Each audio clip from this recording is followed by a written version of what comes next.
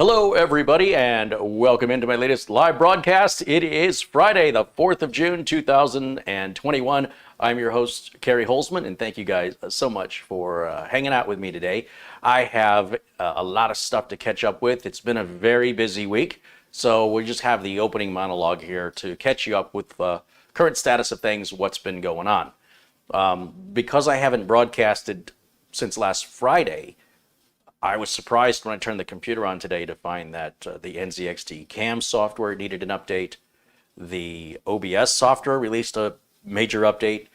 And, there was something, a new NVIDIA driver for the studio driver for the 3070 came out today as well. So I had a lot of updating to do just because the computer hasn't been on in a couple of days. You can imagine if you have a number of computers, you have to do this to all of them constantly and it never ends. So these are things that we need to do in order to maintain having a safe online presence, as well as increasing our performance, compatibility, and reliability in the products that we're using, the software that we're using. And a couple of things were sent to me, and we'll talk about that. And what else? There's a new Windows update that Microsoft has been pushing the day after my birthday. On June 24th, the CEO of Microsoft is going to hype up the first new version of Windows since Windows 10. And it's very secretive, and operating systems have to be thoroughly beta tested, and there's been no beta test of this. So I think what they're doing is they're rebranding Windows 10. And I think they're just going to call it something else. And I think it's just a rebranding event. They're trying to, and again, it's speculation because Microsoft is being very secretive about this. I suspect the reason they're secretive is because it's really nothing but marketing hype and manipulation of perception.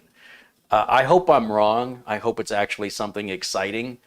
But I suspect what they're going to do is they're going to say, starting with the next Windows 10 update, which would be 21H2, it'll no longer be referred to as Windows 10. Some people have speculated Windows 11, since this is the conference is gonna start at 11 a.m. and there's a picture of a Windows logo that reflects onto the desktop that doesn't have the crossbar in the windows, so it's just two lights shining through that looks like the number 11. Boy, you people read into some stuff. I don't think it's any of that, and I could be completely wrong. I think that's intentionally there to deceive you. I still believe there will never be a Windows 11, regardless. I suspect maybe they will just simply call it Windows, but that there won't be any software for you to download. And I think, from my understanding, this is more of a development issue for developers of Windows, that they're making it easier for software manufacturers to develop software using a newly devised platform in APIs and APKs, app development interfaces and kits for application developers to more easily and less confusingly write apps more consistently for Windows. And that's what I think is going to happen. You can't just release an operating system that's all new and then never have it beta tested. That may be the dumbest moves ever in the history of, there's just no way, that doesn't follow any logic. And you're not going to completely redo the entire infrastructure of the planet running Windows 10 and then tell us, well, guess what? You have to buy everything all over again. Your printer's not going to work without new drivers. Remember all this from years past? I don't think Microsoft wants to repeat that. With things starting to return to normal, business has been picking up, and that's why I haven't been able to make videos as often as I'd like to. Customers are getting back to the office, not just one customer. Nearly every single one of my customers at the same time are all returning to their offices. And, that's an exciting time. I hope we don't have any setbacks. One office has been under construction for over 2 years, and now they're ready to move into it next week, and they're really pushing me. Whereas before they were delaying me, now they're pushing me. Other clients, likewise, are also renovating and updating things to get ready for the office. In some cases, there's been some return and they want to go back to full return.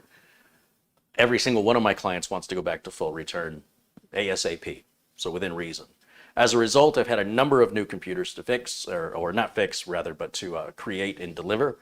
And then when they get delivered, they have to have all their software installed, their networking configured, all the printers they need added, their emails. It goes on and on and on. And remember, tech is dead, right? So what I suspect is if you're a tech, you have a gold mine this year and next year.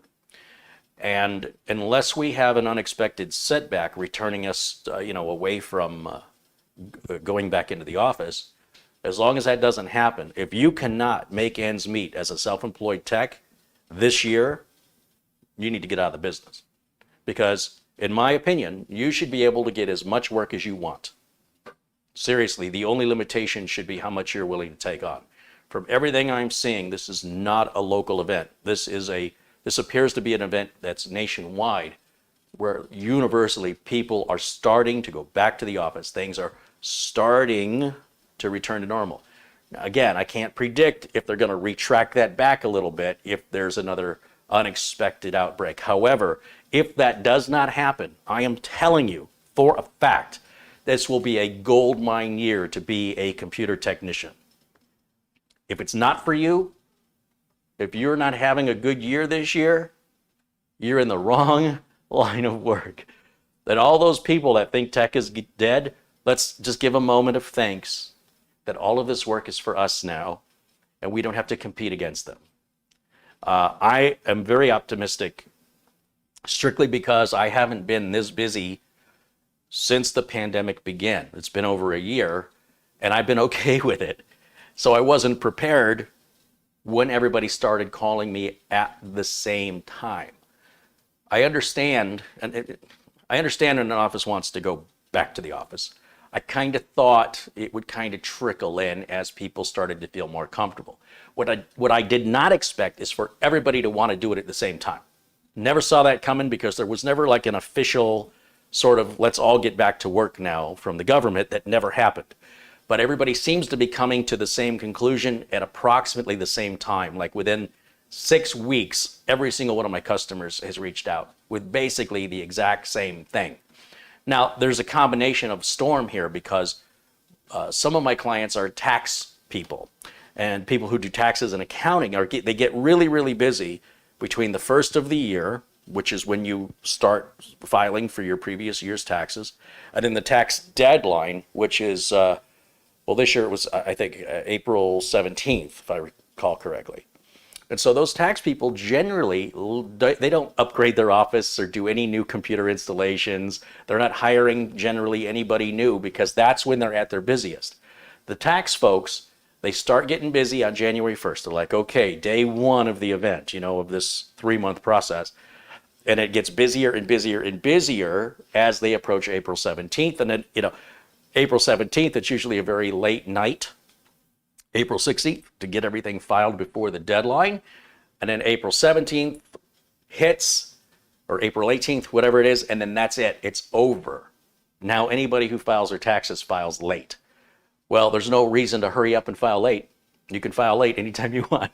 So then the tax people traditionally will call me once their chaos is over with, and they'll talk about what they want to do. Right now's a good time to upgrade machines, or upgrade the network, or replace the server, yada, yada, yada. So that's also happening at the same exact time that everybody's returning to work. So it's a combination of a lot of opportunity that's starting to appear all at once. And it can be quite overwhelming to get hit with that. It's almost like an avalanche. And for people to say tech is dead, holy cow, Microsoft certainly doesn't think tech is dead. And I think that's Microsoft's technique here. I think the logic behind Microsoft's announcement is that now that everything is starting to return to normal, let's grasp this opportunity to draw attention to us. How do we draw attention to us? Let's rebrand Windows 10. Let's just rebrand it. Let's say it's a whole new operating system developed from the ground up. New from what? They don't specify.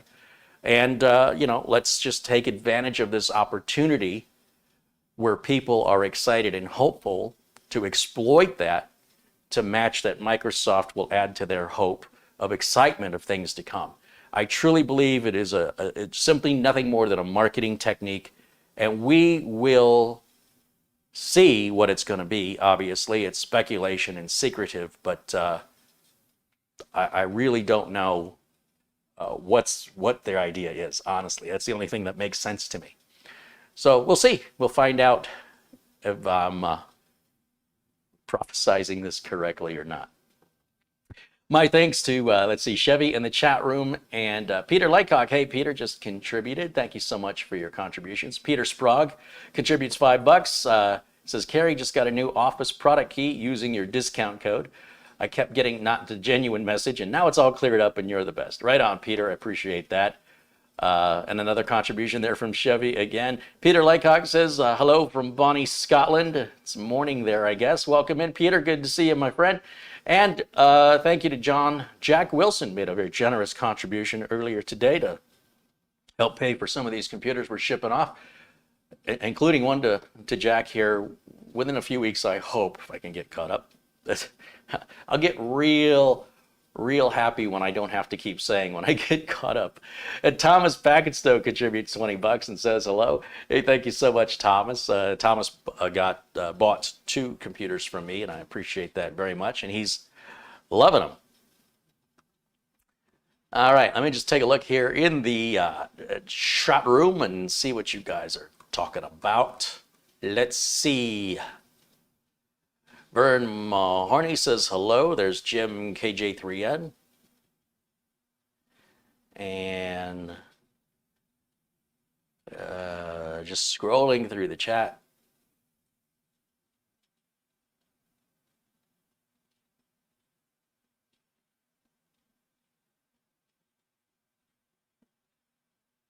Some folks are mentioning that they're getting some stormy clouds and rain. Boy, we're in a drought. We would very much welcome that here. It's going to be a very hot day today. I think this is the hottest day of the year. I think it'll be 107 degrees Fahrenheit today. So it's hopefully tomorrow in the coming week will be maybe no more than 104. Yeah. George Ferrugia says hello, Carrie and friends on chat, and Pete Unwin joining us from a sunny evening in the UK. Welcome in, friends. Tony Wallow contributed $4.99. Thank you, Tony. Team Computer Repo, is that a great name? Says hello from Belgium. Welcome in. There's our friend Luke Greenia joining. Says it's a sunny and 89 degrees here in Vermont. The next few days are going to be scorchers. Yeah, 89 degrees, a real scorcher. Let's see what else we have. I'm working my way through the chat, folks. I'm almost at the bottom, getting caught up.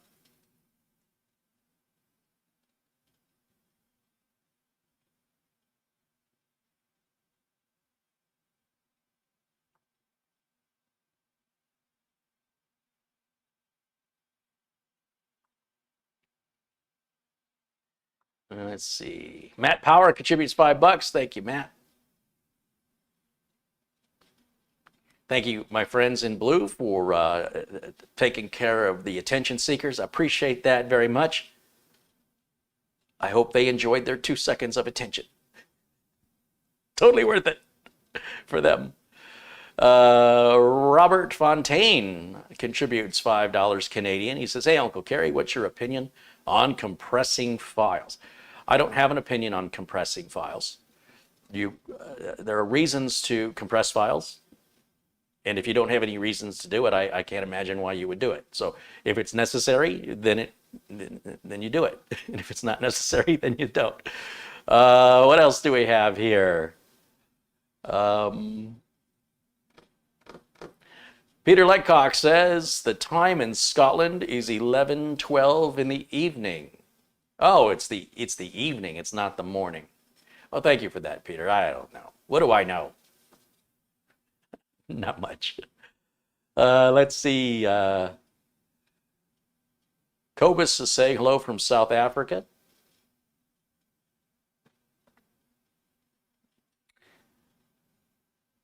Going back to the temperature, they say, but it's a dry heat. Yeah, you know what else is a dry heat? Fire. Rick Lakes contributes $20. Hey, Rick, thank you. Good to see you, my friend. There's Gil Garcia in the chat room. Jason Wyrick joins us. Craig Lilly, Blackwatch, and Martin Wolforts. Jonathan Fazani and Aaron Warner. Chris's Channel of Technology. Andrew L. John Craig joining us from England contributes £5. He says, it's been a while, but I'm back. All right, well, I guess we can get started now. John's here. Welcome in, John. We've missed you. Somebody sent me,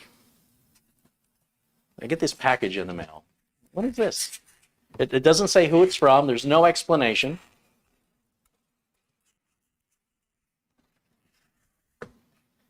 And it says tech support. Noun, one who does precision guesswork based upon unreliable data from those of questionable knowledge. See also magician. I appreciate the gift, although I don't drink anything from a mug. I'm not a coffee or tea drinker. However, it's thoughtful. I would like to say thank you to whoever sent it. And they sent two for some reason. This is a baffling puzzle to me. Let's talk a little bit about technical support. Some people oversimplify problems when I demonstrate computer repairs. There's always folks that want to chime in about how simple of a repair that was and how it took me far too long to diagnose it. And those folks fail to recognize that I'm teaching a diagnostic procedure. And they seem to miss that part of it. And other times, people will jump right to the conclusion after I air the video.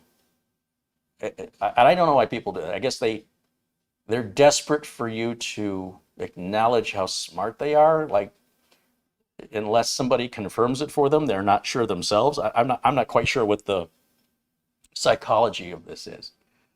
And so I always like to test people who behave and exhibit that weird approval disorder. And I'm going to do that right now. Customer calls, customer says, customer states, they accidentally put the wrong battery in their laptop. And they get a message on the screen. And the message on the screen says that something's wrong and you can go into the BIOS to fix it. So the customer changes the battery, puts the quote unquote right battery in the laptop, but the message is still on the screen. And the message is telling the customer to go into the BIOS to fix this problem. This is what the customer is conveying to the technician over the phone. And what the customer would like to know is, how do I get in the BIOS to address this problem? What would you do? And I'm going to give you a clue here. It has nothing to do with the computer's battery and nothing to do with the BIOS. This is a customer who is not a tech asking for technical support over the phone and wants to know primarily how to get in the BIOS. So the follow-up question is, why do you want to get in the BIOS? Well, because I have this message on my screen that occurred when I put the wrong battery into the laptop. I have since corrected that with the right battery, and the message is still there, so that's why I want to get into the BIOS. So how do you fix that? I'm going to give you a clue. It has nothing to do with the battery and nothing to do with the BIOS. So don't let customers guide you down a rabbit hole. There's nothing more frustrating in my world than a customer asking me something's very, very specific, like how do I get in my BIOS? That is a red flag. You say, wait a minute, why do you want to get in your BIOS? That's not somewhere a customer should ever need to go. Well, because my screen tells me. Your screen tells you what? Well, it says to fix the problem and go into BIOS. No, it doesn't. I've seen computer problems for 30 years and I've never once, I said your screen literally says, fix this in the BIOS? No, that's not. I said, you're going to need to bring that error screen up and read it to me word for word. The exact error message, and I'm going to paraphrase it because even I don't remember it, but I can more accurately relay it than the customer did, is that the wattage coming into the laptop is too low to charge the battery. And to disable this message, you can go into the BIOS, which is sort of like putting a piece of tape over your check engine light. If you want to disable this message that your laptop's not getting enough power, well, that's an AC adapter problem. You've got the wrong AC adapter plugged into that laptop. So, customer says, that's what I'm saying. I put the wrong battery in. I go, that's not a battery. That's an AC adapter. And you must have more than one laptop. Customer's got 4 laptops. Customer thinks all the AC adapters are the same. Hey, the plug fits. This has been a long complaint that I have had for 40 years regarding AC adapters, because the barrel connectors are universal and yet the voltage and polarity vary from one manufacturer to the next. This is the biggest consumer issue electronics makers face for the last 4 decades. They need to stop, in my opinion, stop using universal power connectors if you don't have a universal power. Universal power would be, let's say, USB-C. Then it doesn't matter. You plug anything USB-C in, there's no compatibility problems. The difference and the evolution from the 1970s to today is that when you plug the wrong power adapter into something, it would smoke and possibly catch fire. Instantly, instantaneously, no hesitation. There's no 5-second rule. The minute you plug it in, the very millisecond you make contact with the circuit board with the wrong voltage, it smokes. And now it doesn't smoke anymore. Now the circuitry is logical and says, hey, I'm not getting enough voltage here. Your voltage is low. Well, so customers are going to continue to do. The customer's been doing this for 40 years. They don't know which adapter goes to which product, and oftentimes the adapters aren't labeled. So unless you get out a label maker yourself and label it, how else do you know which adapter goes to which thing? Unless it has a unique connector that the manufacturer makes specifically for that product. And they have the capabilities. Manufacturers do this all the time with other connectors. This doesn't make any sense that we're living in 2021 and we're still living like it's 1972. I am extraordinarily disappointed that not only have consumers gotten any smarter, consumers are fairly predictable. And when you make things for consumers, and this is my issue with overclockers and people obsessed with the heat of their computer, those products are made to go to consumers. Do you understand what I'm trying to tell you? They're not made to have precision.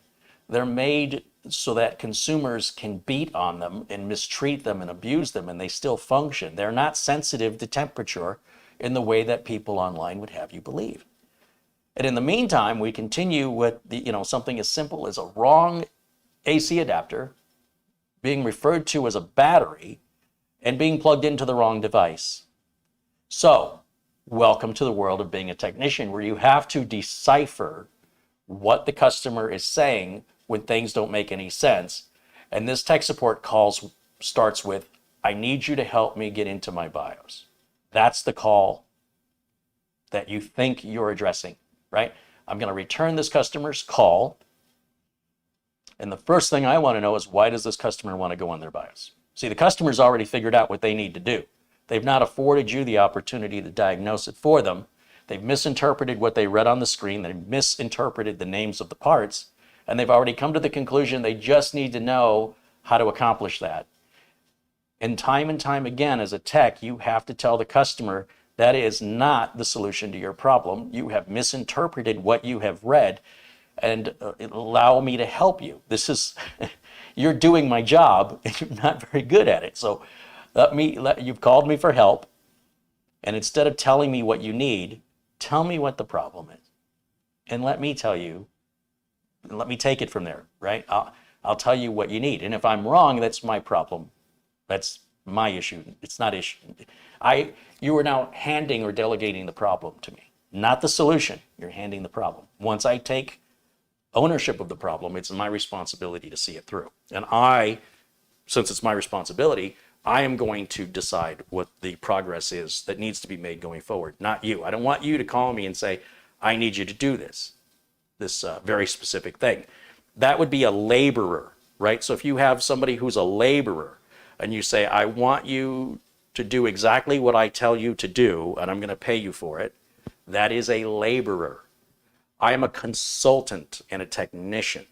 And what I do is I diagnose and offer the consultation as to how the customer can get to the solution they want. So the customer doesn't have to do that work. That's my job. There's two different things here. You can hire a laborer. You can tell that laborer to do whatever job you need done and tell them how you want it done. But if you don't know anything about what you're doing, the laborer has no liability to any of the work they've done. All the laborer is going to do is, I just did what you asked me to do. It's not my fault it's still not working, or it's worse. I don't know any more about this than you do. I'm just a laborer. Treating a consultant like a laborer is very, very insulting, right? You're talking to the wrong person. It's sort of like trying to give advice to a psychologist about their state of mind. It's offensive on a level that it takes a little bit of self-control to forgive people for their misunderstanding. I don't think they're doing it on purpose. But I think education to this level and setting expectations makes it a lot smoother for everybody involved, and a much quicker experience, right? We can cut to the chase faster, and I can help more people in the same amount of time and earn more money if I didn't have such communication issues and expectation issues from some customers that slow us down. They hold us up unnecessarily. And if you're going into this business, or if you're in this business, you're familiar with this process, and it's oftentimes why people don't talk to techs directly. You understand? Like, if you call the dealership and they're working on your car, you're not going to talk to the mechanic. If you want to call your doctor, chances are the doctor does not answer the phone. There are gatekeepers, and this is why.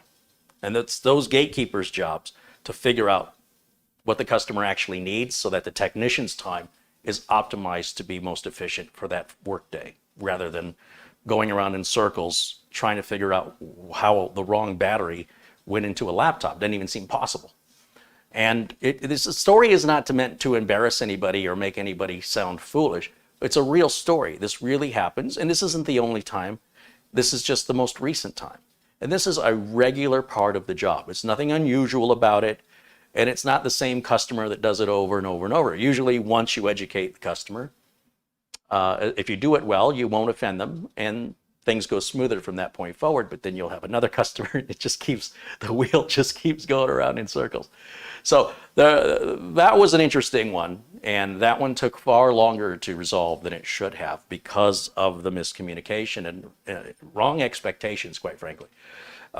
But if you're in the technical world, I'm sure you can relate to what I'm talking about. And it's one of the most frustrating things I think a lot of people that view my videos don't understand, or they don't take into consideration, which is it's not so much the fix as it is determining what the fix should be. Once we know what the fix should be, super easy. Now, how we get there depends on the background of that computer. Now, a lot of times, when I bring a computer up to diagnose it, I give you the same background the customer told me. So you have the same information, right or wrong, that is the perspective of the customers that was volunteered to me. Is the customer calling parts by the wrong name? Is the customer exaggerating? Is the customer causing the problem? I don't know. And so it's very easy to look after the fact and say, well, that was a real easy problem. It took you a long time to get there. Yeah, that's right. That's called communication. And that is the biggest leap that you have to make when working with customers in a technical arena. I imagine doctors and mechanics have the same problem, right? That the customers just don't understand. And it's important to understand what the customer is trying to convey. Sometimes customers can be very vague. You go, well, what's wrong with the car? Doesn't work. Okay, what about the car doesn't work? And then sometimes people get nasty. What about the car doesn't work? Well, I get in the car and I put the key ignition and I turn it and then I take the key out of the ignition and I get out and I'm exactly where I started from. That's the problem with the car, right? It's like, no.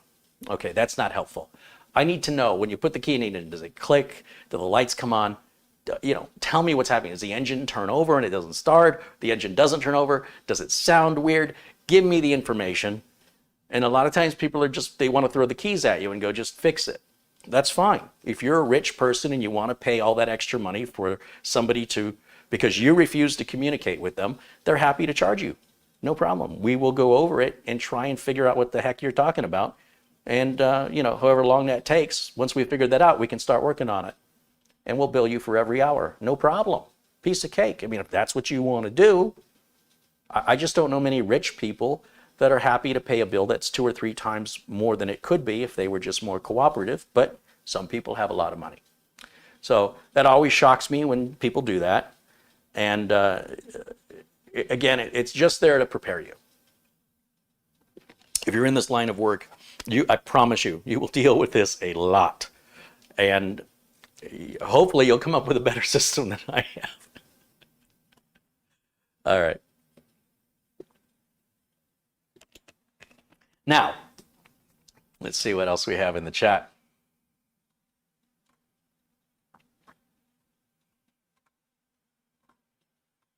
Catherine Anna Hauserman joins us. Looks like Mitchell Morrison is in the house. Welcome in, Mitch. Ian Troop, welcome in, Ian. Ian joins us from Scotland. Bryce Hosking joins us. Fred Sunderman. And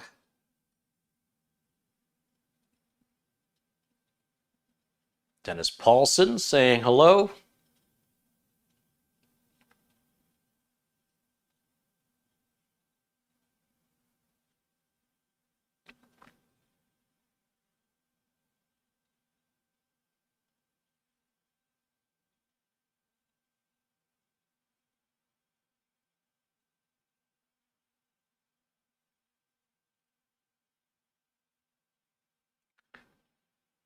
Speaking truth seems dangerous these days. What's wrong with a little danger? Why is danger something to be avoided? I don't understand that. You can't handle the truth. Is that what you're trying to say? Bring on the danger. There's no excitement in life without a little reasonable danger. All right. Thank you. Again, if anybody wants to tell me who sent me these, and more importantly, why, because I don't drink coffee. They're funny, and I appreciate it. And I'd like to say thank you, but I have no idea who sent them. Okay, we'll set these aside. There's one more thing I want to get through today before we get started, as I go through an extended monologue, because I've got a week's worth of catching up to do here. I have another munch pack. Munch pack, baby. I wasn't too impressed with the first munch pack. A lot of things had melted, and I thought, I can't imagine, as the days are getting hotter, as we approach the extreme heats of summer, and every day is getting hotter, that this is going to be a problem that improves. And when I emailed them and said, look, my mailbox is made of metal. The postal truck that delivers the mail is not air conditioned. This could have sat in the postal truck all day in the heat before it got delivered into my mailbox, which is closed and locked. As the 100+ degree Fahrenheit weather oppressively and relentlessly beats upon it, heating the inside of the box to no limit. And then you open that door, that mailbox, and you stick this box inside of that box, and then you close that door and let it continue to bake until golden brown. Suddenly I'm Martha Stewart getting the mail. So I said, if you want to send chips and stuff like that, that's fine, but gummies are all melted together, chocolate's completely melted into a puddle, and the soda drinks you're sending, I guess I can refrigerate them, but I can't help but wonder if the can that the soda is in is almost too hot to touch. How is that affecting the quality of the product inside of the can, even after I chill it back down? And they couldn't answer any of those questions. They just said, we don't have the ability to take out chocolates and gummies and things. And that's the end of the story, right? Well, thanks for your help. Nobody wants to hear this from customer service. I don't want to hear excuses. I want solutions. Maybe an offer to pause sending me anything in the summertime. Say, look, we're just postpone your subscription until October when things cool down in Phoenix. Because you think, well, they must not know what Phoenix is like. And then you find out, apparently this company is based in Phoenix. So this has got to be an ongoing problem for them. I can't have been the first person to say everything's melted. And yet they don't do anything to fix it. And they don't have an answer. There's nothing to reassure me. Yeah, so I'm not real happy with this company, but I failed to end my subscription. I forgot about it. So I got this notice that, this month's Munchbox is shipped to you and you've been billed for it. And I said, okay, that's fine. I kind of kicked myself. And then I canceled the subscription, but this was already on its way. So it arrived and I said, well, we're going to try this one more time. And so here's the latest Munchbox, and I'm fully expecting the worst, right? Because customer service didn't reassure me. Inside, it looks like this. They've given us a keychain for some reason. I don't know why. It says Munch Pack. Apparently, they want me to put that on my keychain and root for Munch Pack. Okay, this is my life now. Maybe you can give me a sticker for the bumper sticker for the car, a T-shirt, a hat. What does that got to do with? Anyway. All right, so let's see what we have this month. This is snacks from around the world. That's what their deal is, right? I enjoy junk food. It's a major part of my diet. And my food pyramid, it's the foundation and the middle and the top. Basically the whole thing. And I thought, it'd be great to try other junk food from other countries. What other countries like? But I would appreciate if I could actually enjoy it the way it's intended, not all melted in a glob. So here we've got something called Bisley 2.0 salsa. Issue here. We had a really good job with the internet here. This is the very first time we've had an internet problem. I'm not quite sure what caused that. The internet just dropped on me and came back. So hopefully that's a fluke and it won't happen again, but we'll keep an eye on it. In the meantime, let's take a look here. It looks like this is a product of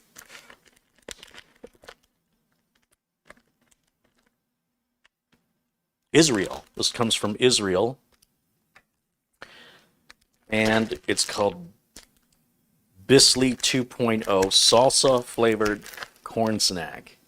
All right, I'll try it. Salsa flavored corn snack. These look like Fritos. Slightly different. Fritos have a random twist. These all look to be twisted the same.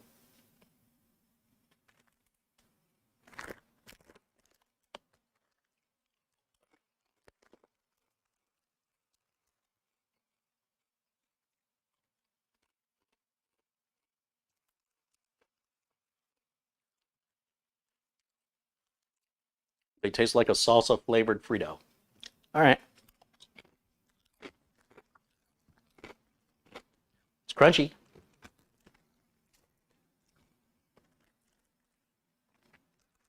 This is a cha-cha potato cracker, tomato flavor. It's a tomato flavored potato. It's a tomato potato cracker. Does that make it a tomato cracker or is it a potato cracker? I don't know. This is from, where is this from?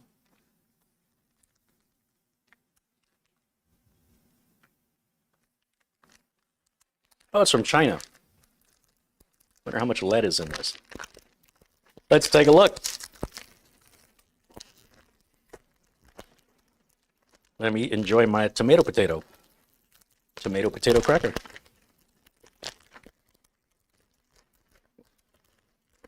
Oh, very dainty. Oh, I'm gonna get the taste of, yeah, those. Oh, Mitch, you're missing out, man. You should be right along here with me and explore this journey I'm on. Okay. I'm not making this up. I mean, it is a, let me show you. This is a potato cracker. Let's be sure that you know it's extra crunchy. It's 100% gluten-free and it's tomato flavor. Tomato flavor, potato cracker. Let me just see how crunchy this is. Is this regular crunchy or is this extra crunchy? It has no smell whatsoever.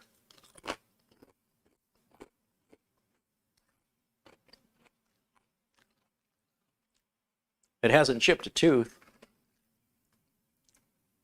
so it's not that crunchy.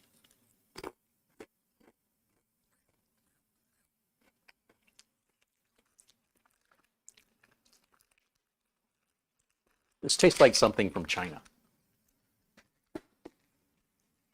It's not good. Okay. I tend to not like foods from other places.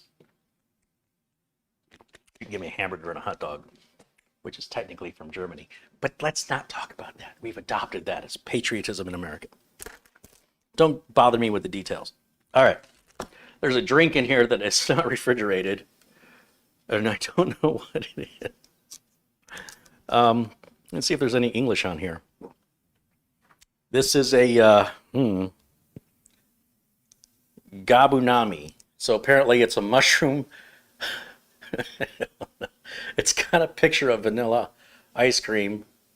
It's gabunami melon cream soda, product of Japan. I know a place for that. Where's my garbage can? I don't like cream soda, so I don't think I am going to like that. I'll probably try it, but this has to go in the refrigerator. I'm not going to try it warm. I'm just going to complain all of it. I'm hoping I'll find something I like, but my expectations are so low based on the last Munch box.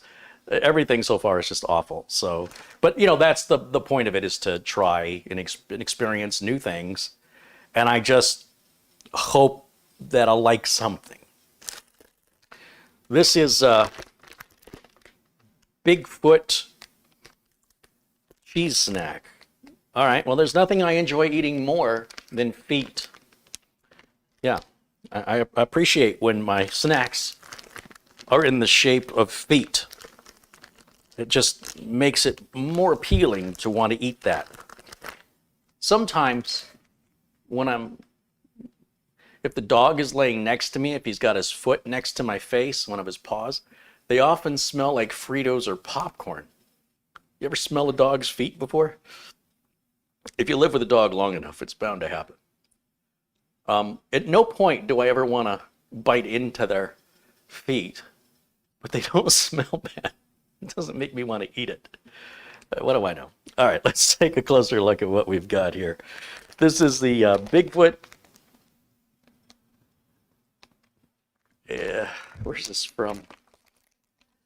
Oh my gosh, a product of Trinidad and Tobago.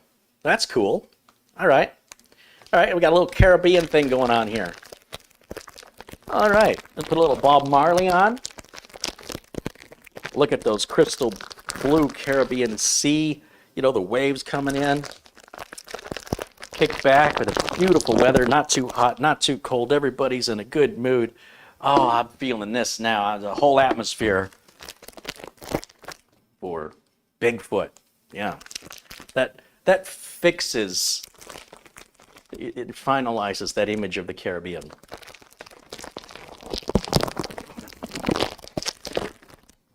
Now, there is a drink in the Caribbean I love. It's a carbonated grapefruit beverage called Ting, T-I-N-G.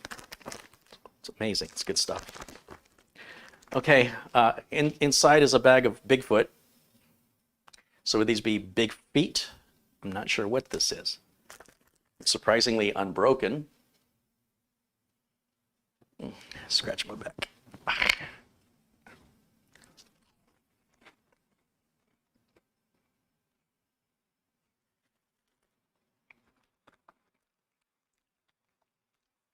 This is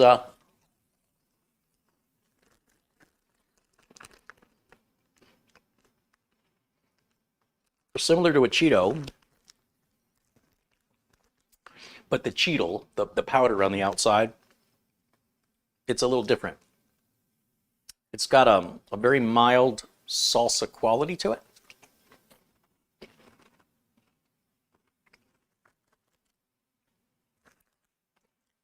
I'm just not sure. Who ate my feet? These are not bad.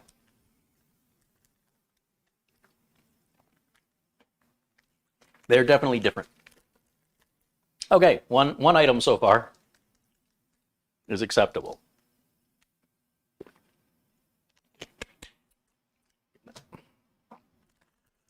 I don't know what this is. I'm going to say this every time I take something out of this box.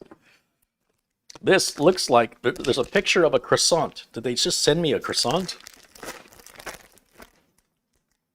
This is a product of, where's this made?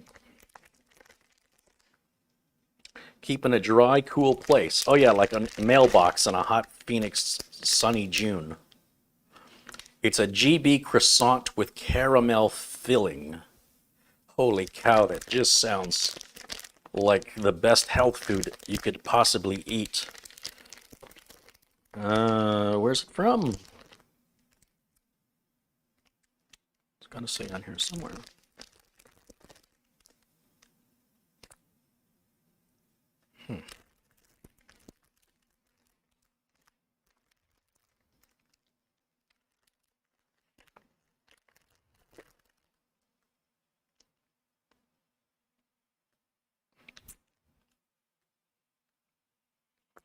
Produced in the EU distributor. Polska. Oh, it's Polish. Okay, I guess this is Polish. I'll bring this up to the camera so you can see it.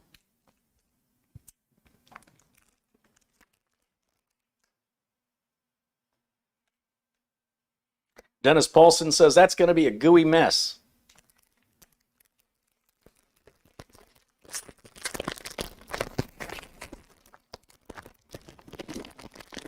Well, it depends on how they made it.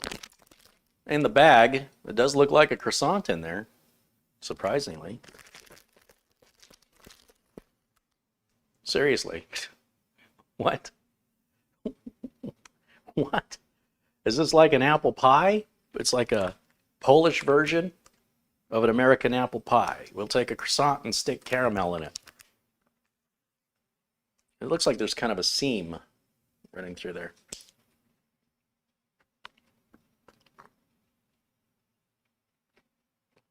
I really don't want to like this.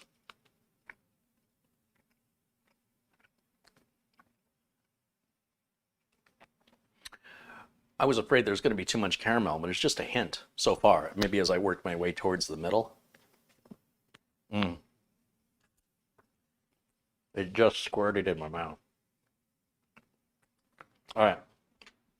You see, there's no, you don't really see it. It's in there somewhere though. I mean, I've just got a mouthful of it. Let's reverse engineer this and see where it is.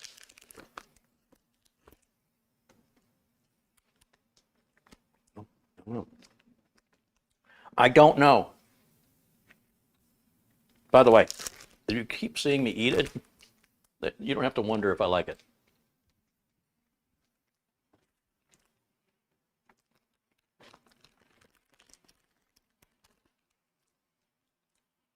Caramel and a croissant. I would have never thought to do that. Actually goes together quite well.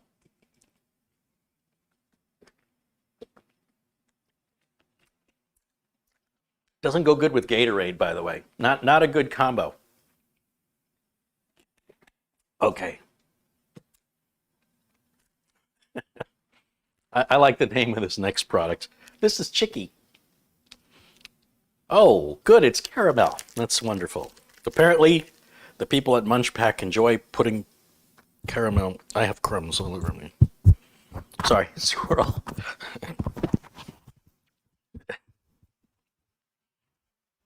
What? Did you call me? Yeah.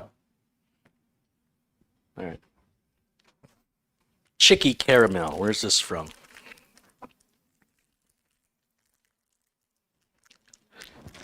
Chicky. Chicky. Caramel. This is from Costa Rica.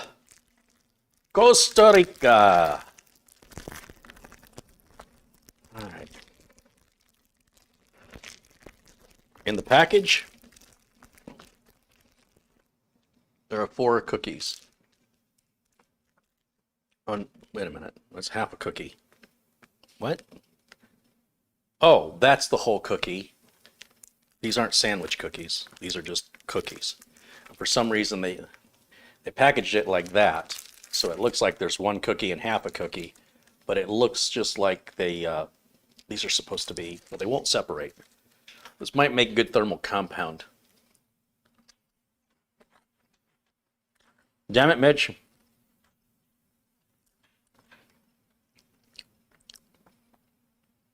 You should be taking on some of this bird. Okay, these have a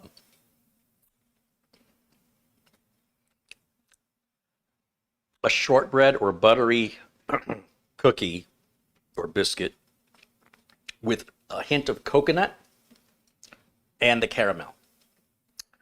I would like it without the hint of coconut.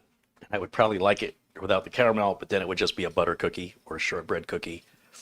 And then it wouldn't really be all that special or different. You know, what are you going to do? All right. So that leaves us with just a couple more things that we can get on with today's video. It's Friday. We're having a good time. Well, I am. I can't speak for you. That's your responsibility. All right. Let's see. Okay, I don't know what this is. There doesn't appear to be any English on it. So this could be literally anything. This might be a snack for animals. I mean, I don't know. I'm assuming it's for people. It's included in the munch pack. And the first ingredient is sugar. So I'm sure it's healthy. It's a product of Japan. And it's a I'm not gonna like this. I don't know what this is. It's scaring me. It doesn't expire until until January of 2022. So it's all natural, clearly. And people who don't understand sarcasm can get a good lesson today in that. Sugar, it's got sugar, starch, syrup, vegetable oil, dextrin, concentrated mandarin orange juice. Oh. Citric acid, soya lecithin. Oh, man. You remember when your grandma used to let you lick the beaters off the blender when she would mix together the soya lecithin? Oh, man, those were good times. Am I saying lecithin correctly? I'm probably mispronouncing it. But it does have paprika color, not flavor. They don't describe it as red or orange color. It's paprika color, which I enjoy along with the vanilla color as well. So I don't know what this is. I'm making fun of it because the translation is a bit wanting. I'm not quite sure what to expect. Where's my scissors? I have to cut this open. This package does not easily tear. Oh. I hope you appreciate the sacrifices that I make and that I sacrifice for your entertainment. Enjoy my suffering. Oh, wow. Somebody in the chat, who was that? Frank Jimmy says, are they Starbursts? I don't know what they are, but now that I've got the package open, it does kind of remind you of a Starburst in the way that it's packaged. We have these little individual candies.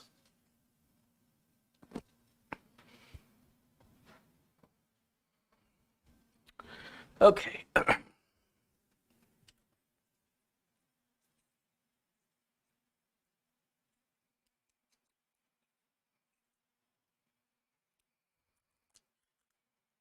It looks like a stuffed starburst, I guess. Now that I can have it exposed, it's very similar to a starburst.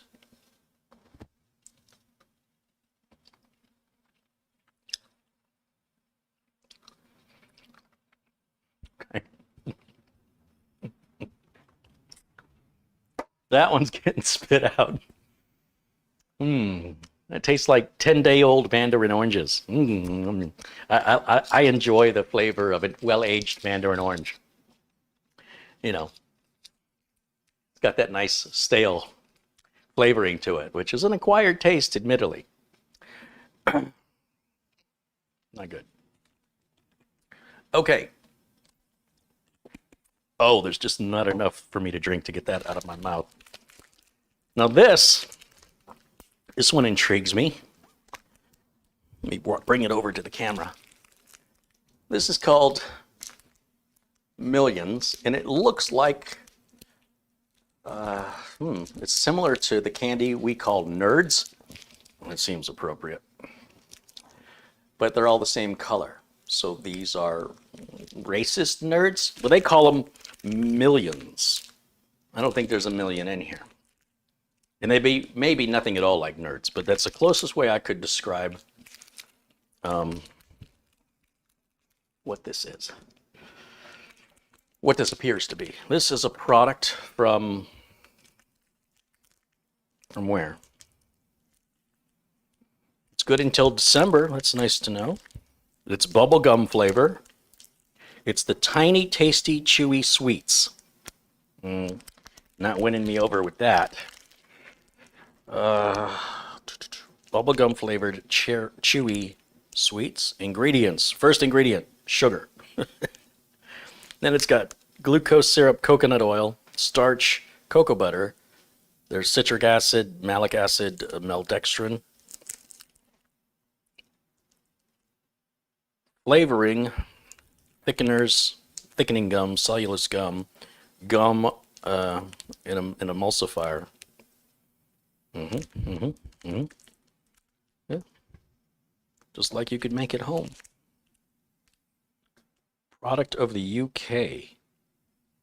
Okay. More scissors. This one's gonna make a mess. These are gonna spill out everywhere.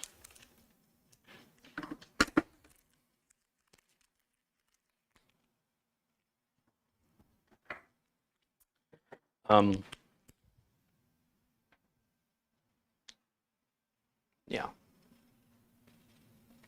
There's the inside of the package. If the camera will focus on my hand, it should focus on the package. And let's just pour some of these out.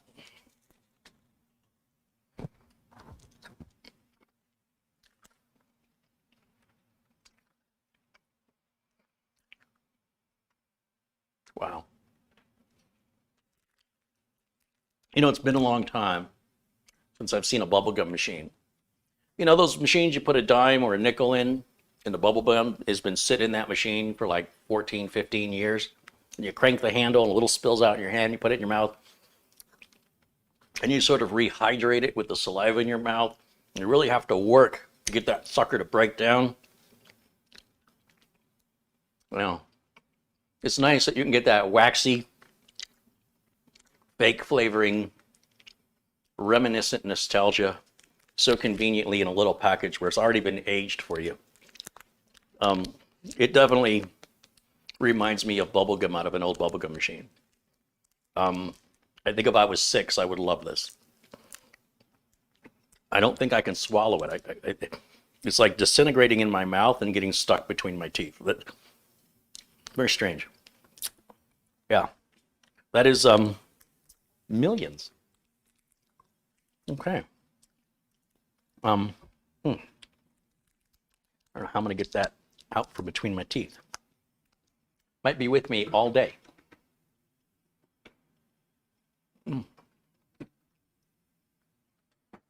I'm looking for a way to close this so it won't spill everywhere.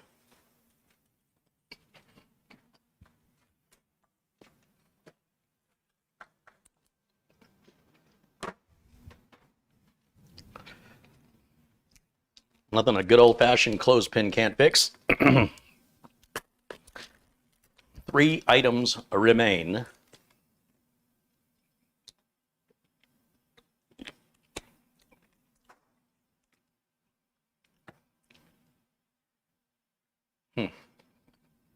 This is gonna, I'll be dealing with this all day now. So these are Prince chocolate cookies. This is a product of where? Made in Pakistan. You know, some of the treats we've had in the past from Pakistan were completely surprisingly normal. I guess we have this, many of us in America have this view of Pakistan as not being as developed as other nations, and so we expect things to be a bit more handmade or less. And it's a complete twisted view of reality, obviously. There's really no different there than here. So I'm going to blame the media. All right, so let's bring this up to the camera. I'll give you a close-up look here. So there's Prince chocolates right there inside. There's the cookies inside. Hey, there's Marco joining us. Welcome in, Marco. It kind of looks like a Ritz cracker a little bit with a chocolate filling, but I'm sure it doesn't taste like a cracker. I'm sure it tastes like a cookie. Tastes like an animal cracker.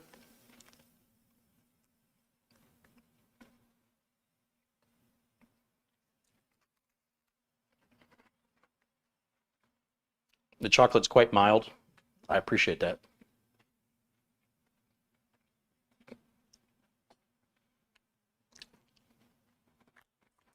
Okay. Did not know I like stuff from Pakistan.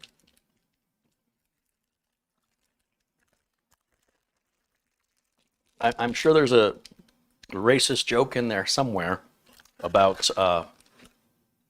cashmere sweaters, but we'll let that one go. You know, when you're well known for something, it's not racist. Hanuda. It's a brownie style. Yeah, this is good. I like how they advertise this. Be aware of the marketing, because the marketing's great. This says Hanuda brownie style. You see how it says style? Hanuda brownie style. Okay, so it's what then? Brownie style what? I have some brownie style shoes on. I don't want to eat them. Where's this from? It has no information on the package whatsoever. Look at my shirt. I'm such a slob. There's no information. There's no ingredients on this package. There's nothing on this package to identify where it's from, what it contains, calories, or ingredients. There's just nothing here. Nothing. So if you have any food allergies or special dietary requirements, I guess you just roll the dice.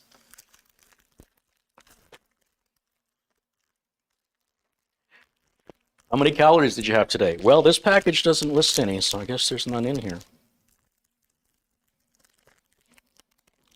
It smells like a brownie.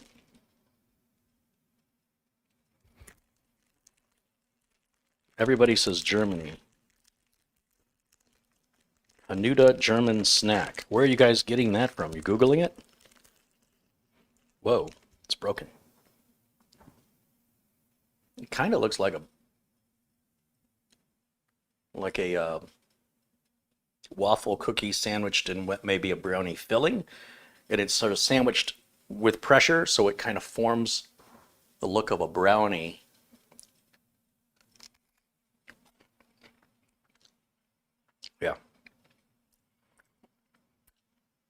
It tastes exactly like a brownie. And the reason that's a problem for me is very rich. I'm not a fan of fudge or brownies because of how overpoweringly sweet they are. It tastes exactly like a crunchy brownie, and if you like the edges of a brownie, then I think you would like this because the cookie kind of simulates that crunchy edge. Overall, I guess if you like brownies, these are fantastic. That's a difficult one for me to judge because I don't like good brownies, and I don't like bad brownies. I do not like brownies. Sam, I am. I will not eat them with a girl. I will not eat them with a squirrel. I do not like brownies. Just want to make that clear. But if I did like brownies, I think I would like those. But what do I know about brownies? Okay. Finally, the last item in the box, thank God, is this Blastberry red and blue raspberry 2-color candy belts. You know, I enjoy candy belts, not so much candy socks or candy shirts, but candy belts.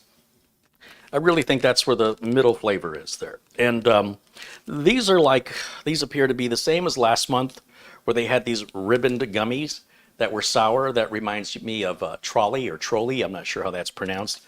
It just looks like the same product manufactured by a different company and perhaps with a slightly different ingredients, but overall it's the same idea. It's the idea that we're having these gummy ribbons, usually some sweet fruit flavoring that's artificial, and it just kind of bores me. It's like, oh, it's this again.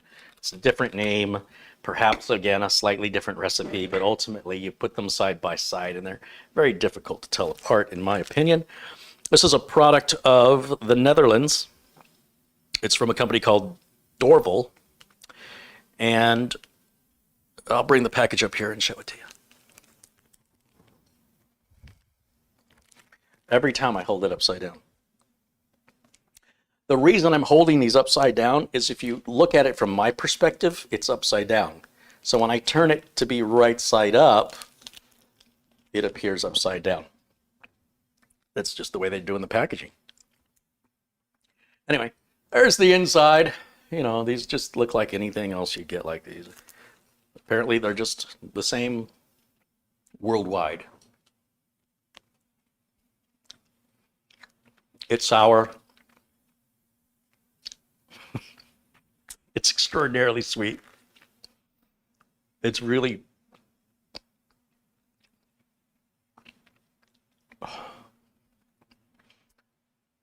it's really sweet. It's delicious.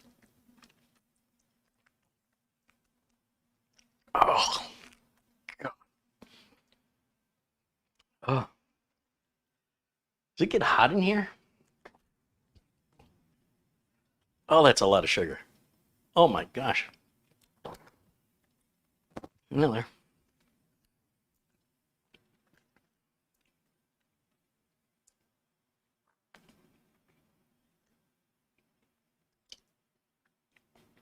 Does that come with some free insulin?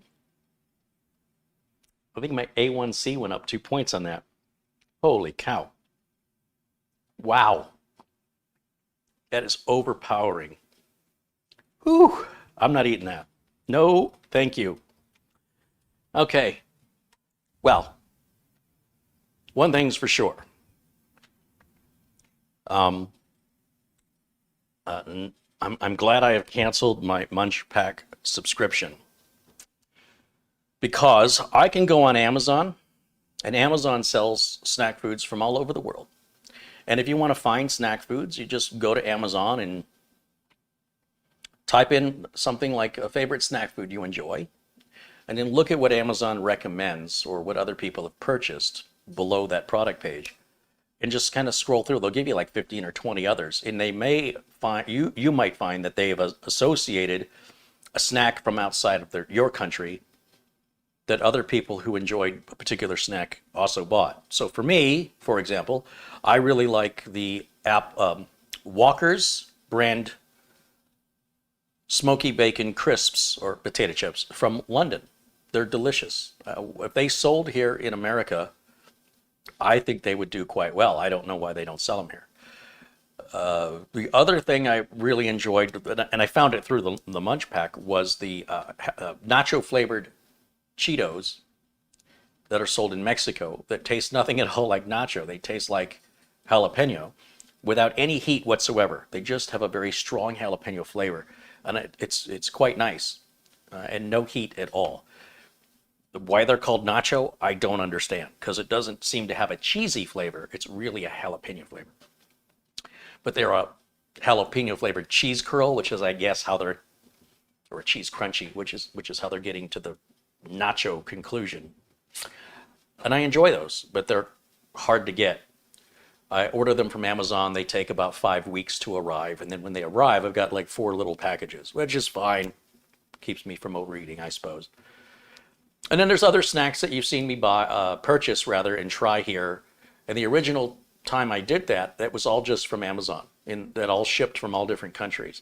So Munch Pack is kind of just doing the work for you, but at the same time, you know, you're picking the size of a Munch Pack you want. You want a 10 item one or a 20, how many items in the box per month, and then that determines the price. But you can't tell them a preference. You can't say, well, I don't want any gummies, or I don't want any chocolates, or only send me the. They don't do that. So they're sort of scrambling month after month to put something together that's different from the month before, and I think they're just running out of ideas, quite frankly. And I don't really see anything in these Munch Packs that I just can't go on Amazon and buy if I knew to look for it. So it's kind of fun. You know what I mean? It's just a little fun little distraction. Keep your mind off of things. It's not there to... It's a sign of the times that we're living in, that you can sign up for something completely and totally pointless just for the sake of your own personal entertainment and a slight exploration of the cultural differences around the world as we try different snacks. But they're all mostly the same, honestly. It's a Cheeto, it's a Frito, it's a potato chip, it's a gummy, and it's just flavored differently, and it's in a weird looking package. Ultimately, it's all the same stuff, okay? That's what it seems. That's my conclusion on this. And every once in a while, you run into something where the flavoring on it is very different and welcoming, but the texture is very familiar to something else. So that would be my conclusion. I'm done with Munch Pack. I think it's silly. Nothing wrong with silly. I'm happy to have had the experience. Now I know. I like more control over what junk I'm going to be trying, rather than just letting them send me a box of random items every month. This month and last month, when Mitch and I were doing it, there was just items we didn't even want to open and try.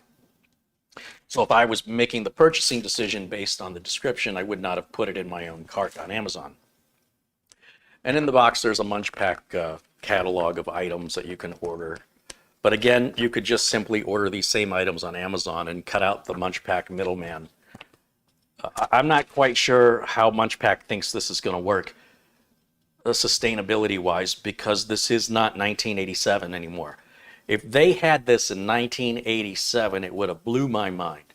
But the fact that I can go online anytime I want, order as much or as little of whatever variety that Amazon offers, which is, I don't know how many billions of products from all over the world Amazon offers, but you'll never see all of Amazon's inventory. You'll just never see it. It's just too much. And so by searching and stumbling on things in Amazon, I'm sure you can find all of this times 1,000 or times 10,000, and you can order the quantity you want, the frequency that you want, and probably spend less money. So I guess they're doing that. Munch Pack is doing that research for you. But if you think this is fun, you're missing half the fun, right? If you enjoy trying snacks from around the world, you would also enjoy finding those snacks yourself by simply going to Amazon and looking for them. And to me, that would make it more enjoyable than somebody doing half of the work. And the keychain, I mean, what? Why am I putting a Munch Pack keychain? Why am I doing that? Very strange. It's a very strange business model. But to each their own. I wish them the best success. and they can move on without me. Let me get this out of the way.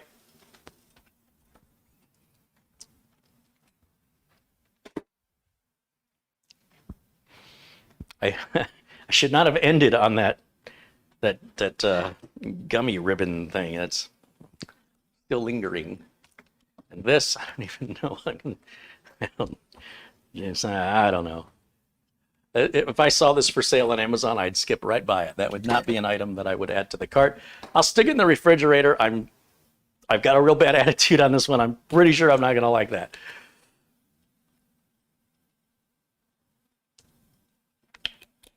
All right. Hi.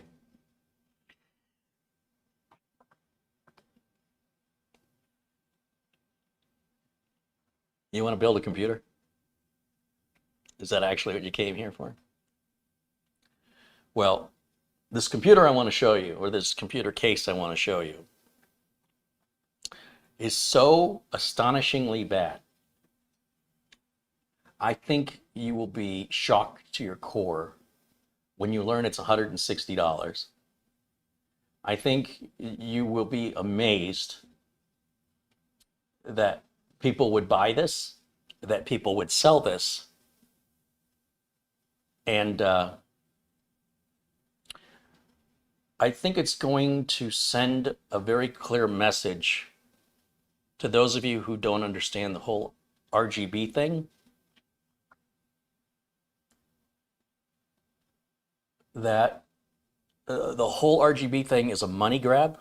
It is a highly profitable, unnecessary item added to a computer case that may, and in reality, have a negative impact on the computer's ability to perform well, to cool well, but it looks really, really cool, even if it doesn't make any sense and it's very, very expensive. That's what I'm going to show you today. This is the Kedires 7 RGB fan glass computer case. Looks pretty nice, doesn't it? I especially like these two fans behind the glass. Just think about that. I'm going to give you a minute to think about. They put two fans directly. It's like having a car inside of a garage that doesn't have any doors. Okay? I just want you to think about it for a minute. I'm going to get another drink.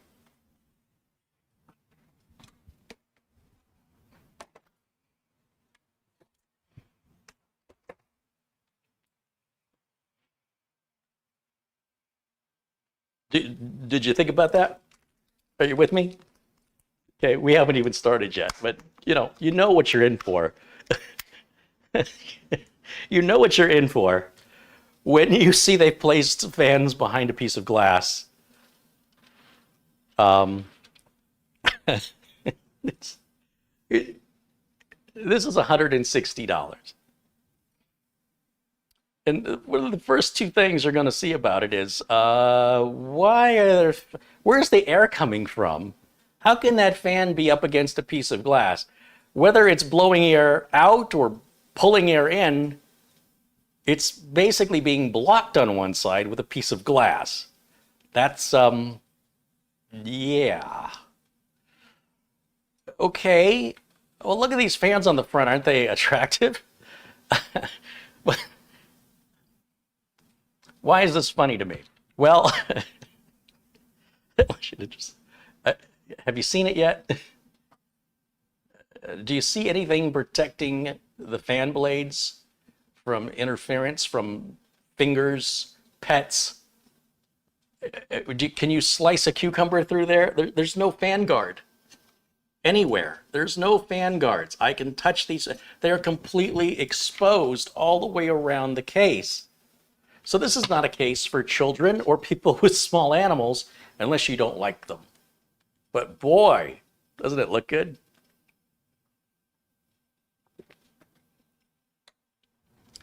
Okay, this is $160.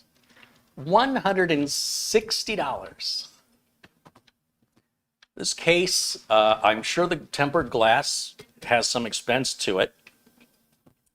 But everything else is fairly pedestrian and simple. And this should cost less than $80. It's more than twice that because they can, not because they have to. This is something where they're taking advantage of people who look at style over substance, in my opinion. Because when I take these glass panels off and you see how this is made, you're going to say, I get the title of the video now. A hot dog doesn't look like the ingredients of a hot dog. Right? You understand what I'm saying? Like, if you look at a hot dog, you might be like, hey, it looks quite tasty. But if you look at the factory making the hot dog, you may not want to eat again for a few days.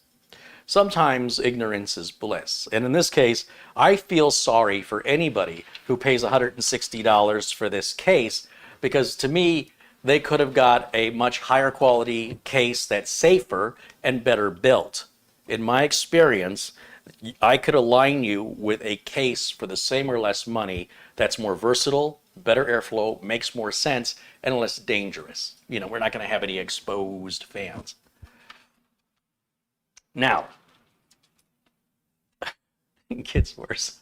I'm going to take these thumb screws off of here, and we're going to get the glass removed because the fun's about to start.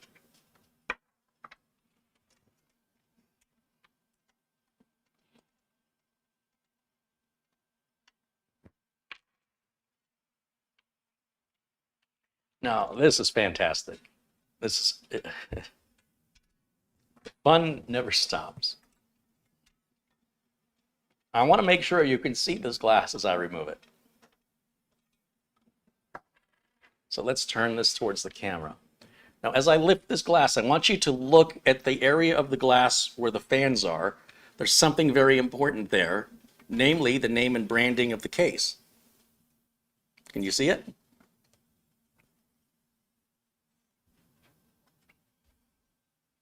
How about now? That's a pretty awful place to have put their logo in the wrong color, wrong location. If the idea was, let's promote the name of the company that manufactures the case where everybody can see it, we'll stick it in front of the fans where no one can see it. Yeah. Great design work there. Now, the one benefit of this is that if you ever thought you had to know anything to design and sell a case, let this be your inspiration that even you can sign a contract with a factory in China to manufacture a case, having no skills or education in case design engineering or thermodynamics, and then charge 3 times more than it costs you to make it. All you got to do is understand the business. You don't have to understand cases. Just make it look cool. People will buy it. The more RGB, the more profit, the greater your sales will be. Don't worry about sharp edges. Don't worry about how well it's assembled. Don't worry about fan guards. Don't worry about where your logo is placed. It doesn't require any special education. Anybody can do this, and this is proof. It's about to get real. Let's get the other side panel off.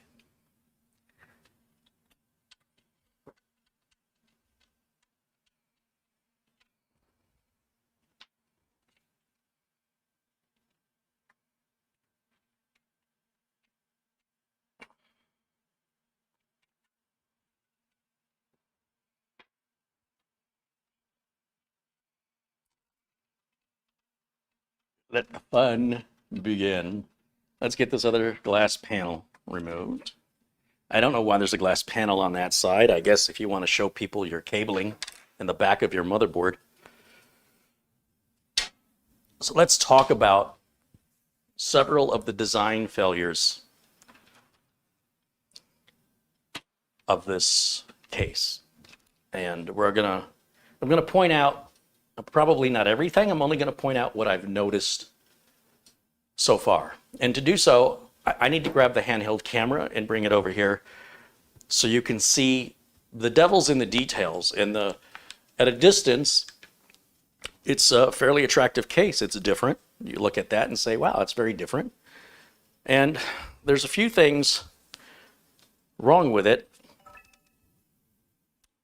that you can't really see until you start to actually build in it.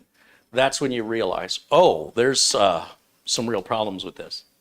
So what I'm going to do, I'm going to switch over to this handheld wireless camera here, and we're going to get into some of these nooks and crannies, and we're going to expose the truth like CSI over here. Let's see what we got going on here. All right, let's go to camera. What is this camera called? Point it at you guys. Wireless camera, does that work? Hey, it's working. Okay. All right, let's do this. Let's look at it like this. So first of all, you have these two fans. What's holding these fans? I don't understand. I've heard of magnetic levitation fans, but I don't think that's what that means. Well, you see, there's two screws. Sorry, there's two screws. These aren't regular fan screws. These screws go all the way through to the other side of the other mounting hole to give the fan some rigidity. Otherwise, it would just be floppy. I don't know. This is really stupid. But look, it doesn't matter if it makes sense. Look at the inside of the case. You see this motherboard cutout? You see this? Yeah. So if you put like an AMD CPU in here, the back of the CPU is over here. It's right in this area.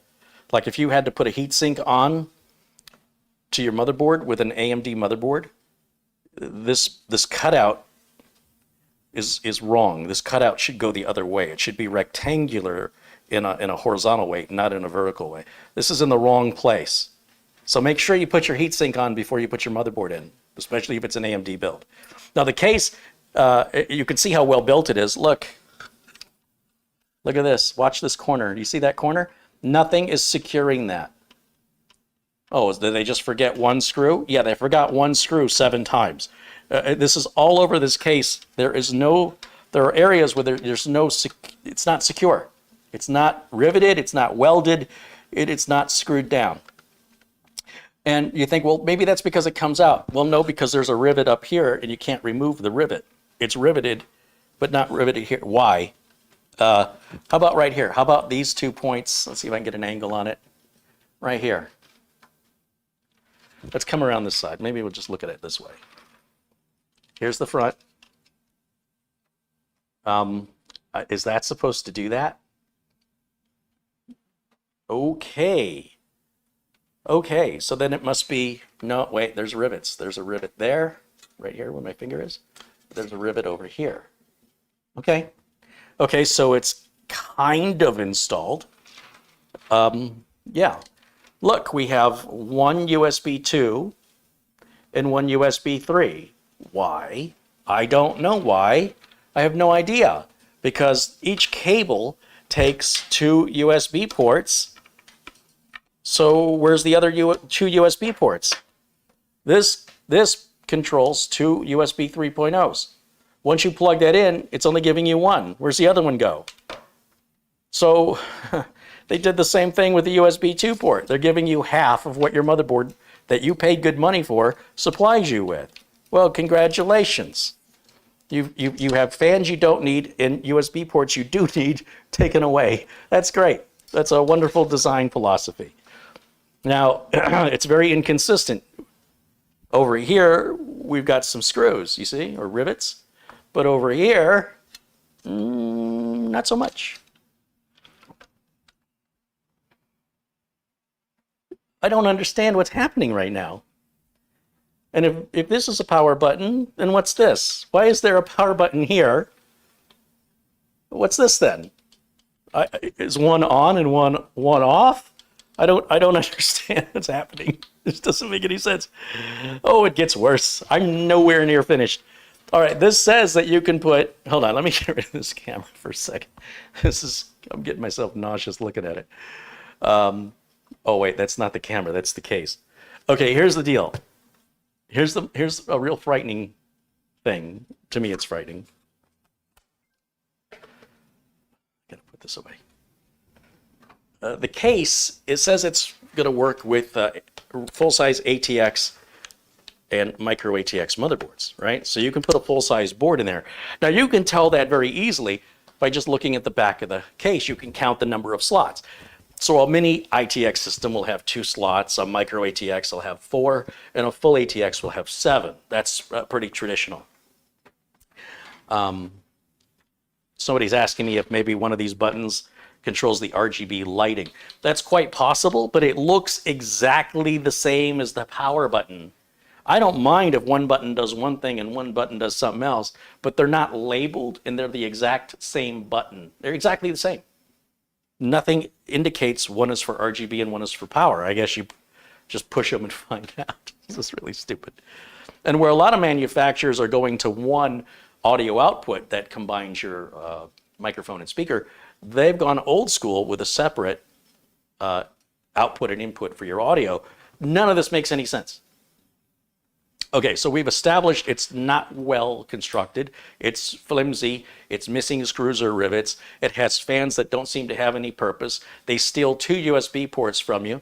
And they say it'll fit a micro ATX and ATX board, but the cutout is in the wrong place. And the standoffs are pre-installed and not removable. So there's a standoff right here. Is it this one or it's this one? One of these two standoffs down on this side is required for a micro, well, both of them are required for a micro ATX, but one of them is to be removed on an ATX board, but you cannot remove it. It is welded to the motherboard tray, which means the back of your motherboard is going to hit that standoff if you're using a full-size ATX board. So while it does physically fit in the case, the back of the board, depending on the design, may short out against that standoff. I have tried removing the standoff, and the only thing I can do is, first of all, the standoff is round. It's not a hex head that you can unscrew. It is a rounded standoff that is welded to the case. So with enough force, I'm sure I could grab a strong pair of pliers and break it off, but you'll never put it back on again. For that reason, we don't want to put an ATX motherboard in this. Furthermore, the other problem it's got is the shallowness of the case. I don't know how you can tell, if you can tell, but you see these little posts that stick out. The glass is going to go here, and the motherboard's going to go there. So if you want to use a third-party heatsink like a Scythe Mugen 5 or a Be Quiet Dark Rock 2 or Pure Rock, or you want to use Noxua's NH-U12S, the one I like, you will not, it'll collide with the glass, basically is what I'm saying. But don't worry, for an extra fee, this company has the guts to sell longer standoffs for the glass for an additional fee to accommodate normal size third-party air coolers. Are you insulted yet? Oh, don't try putting a liquid cooler on this. Don't for a minute think that you could simply say, you know what if we keep these fans, because they're proprietary fans, they have a 6-pin fan header, I don't know where you buy those, into a proprietary fan controller.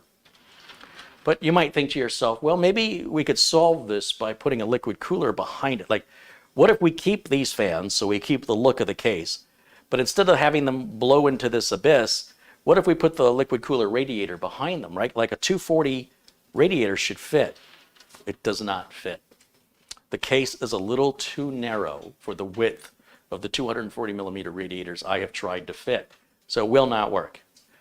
You cannot fit a radiator on top because it'll hit the motherboard because of the angle. You cannot put the radiator in the front because it's too narrow. And you cannot put the radiator on the bottom because there's no support structure for it and your power supply is there. So all-in-one cooler? No. Did I mention it was $160? So,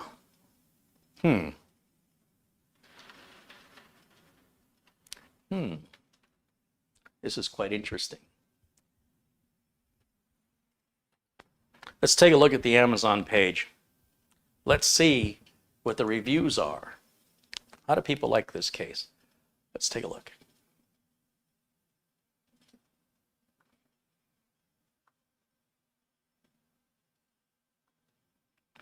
Okay, here we are. This is the Kedires. They have numerous models of this case. And when I say numerous models, I mean one that has 5 fans, one that has 7 fans. And this one comes with a remote control, which is a very generic remote control sold with nearly anything that you can buy off of AliExpress or Etsy that contains a generic RGB light. It's the same remote control used universally in all this, what I call cheap junk. There's nothing unique about it. It's all very standard, normal. It's the same junk. Nothing unique, nothing custom made. There's the remote control. Yeah, I'm sure if you've had anything that's got a light in it, if you ordered it from China or it came from China, it probably has this exact remote. If we look at the way that they promote this case, they're showing a full-size ATX motherboard, a micro ATX, and an ITX board, but the cutout in the back is more obvious and how it's not going to work. For larger cases, the standoff that can't be removed for the ATX case is frightening. The fact that they say 240 millimeter radiator there is ridiculous. And they say 240 millimeter radiator without any consideration that it's not possible to mount a radiator under that. Because, I mean, you could if you didn't have a motherboard in there, maybe on the top, but the front is just too narrow. Let's go to the next picture. What do we have next here? Oh, it can support a really long graphics card. Okay, because that's what I'm going to put my 3080 Ti in. Scroll down a little bit. Wonderful feedback from players who bought the Kedires open case. I'd like to meet some of these people.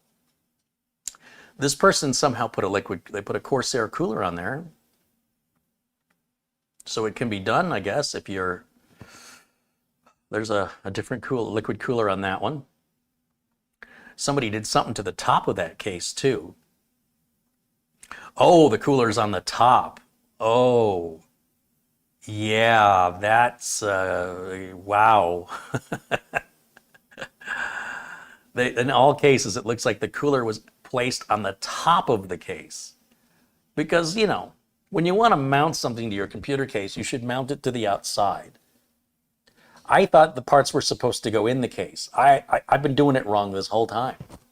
I feel like such a fool. When you pick the different colors, you're going to love this. When you pick the different colors, there's ice crystal white, gray, off-white, red. I didn't see red before. And white.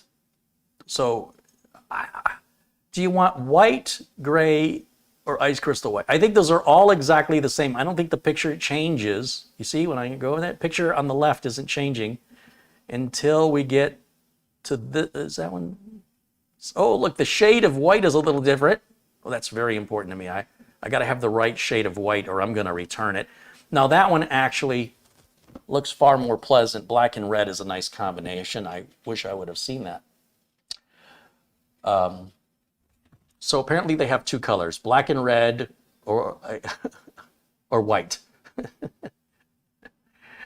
3 different shades of white that are almost imperceptible to the human eye. Ah, the illusion of choice. I love it. Let's see what it says. A powerful cooling system. It's pre-installed with 7 RGB dual light ring LED fans, 5 in the front, 2 on the top. The open design can keep the GPU continuously low. My GPU doesn't move. Wherever it's put, it'll stay continuously, making your computer run more smoothly.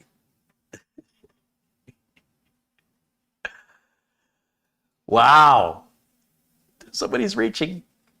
The Kedires 570, oh, we finally got a model number. Gaming case is equipped with 2 4mm thick translucent tempered glass, which can clearly see the RGB lighting, which can protect and display the components in the building and bring better to players' game experience. You want me to read that again? Would you like me to translate that? Our glass is very clear. And the benefit of having it is that you can clearly see the RGB fans that do nothing behind it. This will improve your gaming experience.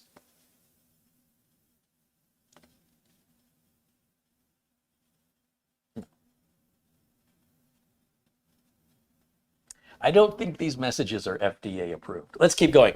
Synchronizable RGB lighting via motherboard. It allows you to control fan lighting with a 5-volt 3-pin addressable RGB motherboards. Compatible with motherboard software includes U.S. Aura and Sync from MSI, U.S. Aura Sync, MSI Mystic Light Sync, etc. What does etc. mean? That's pretty specific. I/O panel, one USB 3.0, one USB 2.0, and one HD audio, an RGB button, and a power button. So yeah, you're correct. One of those buttons is an RGB button. Great. Which one?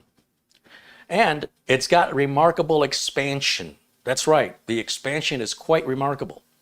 It supports mini ITX, micro ATX, and ATX motherboards. Now, it doesn't support them so they'll all function without any possible hazards to the grounding and shorting out of a large board, but it will definitely fit in there for sure. So there you have it, ladies and gentlemen. $159.99 is all it's going to take. But I want to put an air cooler in here, and you said the glass is too it's too close to the inside of the case. It collides, right? So you're going to love this. Somewhere here, there's a, let's go to Amazon search, Kedires computer case. Let's search again. And it's in here somewhere. Right here, USB audio accessories. What is this? Just for only $19.99, you can get fast free shipping with Amazon Prime for a dual aperture color. Part number is fans. That's interesting. The part number spells a word. Wonder what that stands for. Hurry. 3 left in stock. Order soon. What is it? What is it? Pin type 3.5, size 1 fan. I don't think they understand what's being asked. What is your favorite color? 7. Okay. Yeah, I don't know what this is for $19.99. Maybe I should order it and find out. Oh, there's more.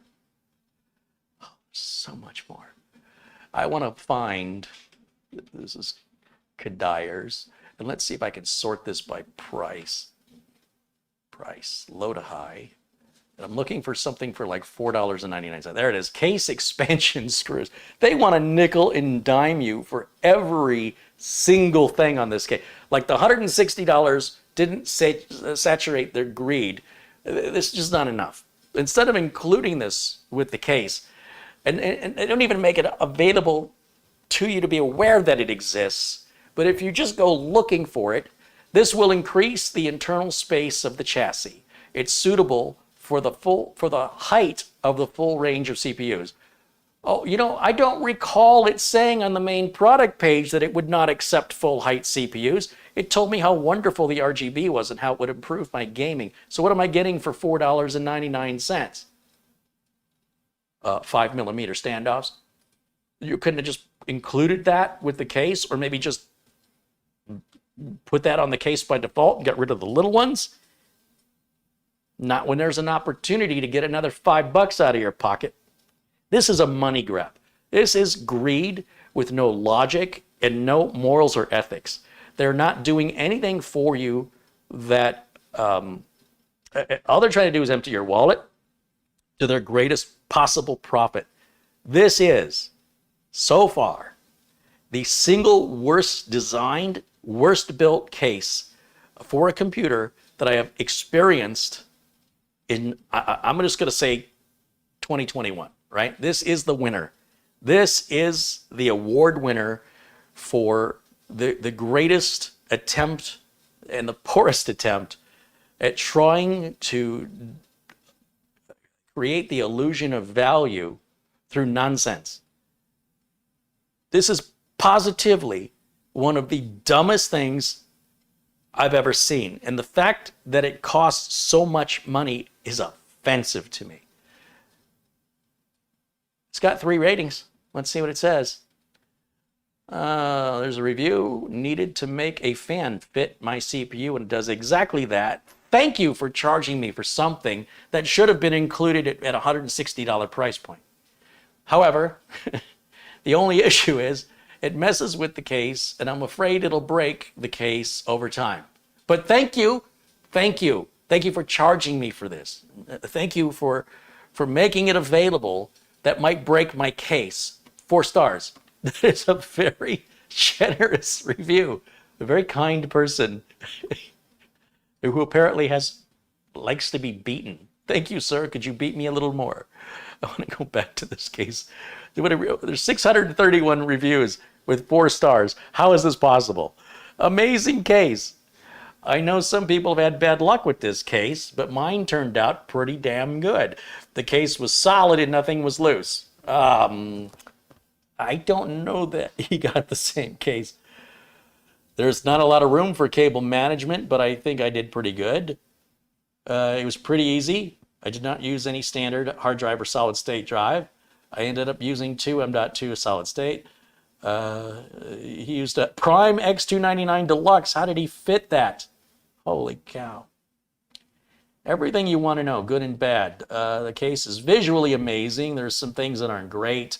Wire management's pretty difficult, and before you even put the motherboard in the case, you have to install your SSD and hard drive first. You have to remove the bottom fans to put your power supply in. Oh yeah, those bottom fans, because those are critical to the cooling of the computer. Look at the 5-star reviews. If you want to know the current state of the mental condition of the modern young generation, I can assure you that the vast majority of these reviews must be written by people under 30 years old. I can't imagine anybody over the age of 30 would find this to be anything above 2 stars. I would be shocked. I would really love to know the age of these reviewers.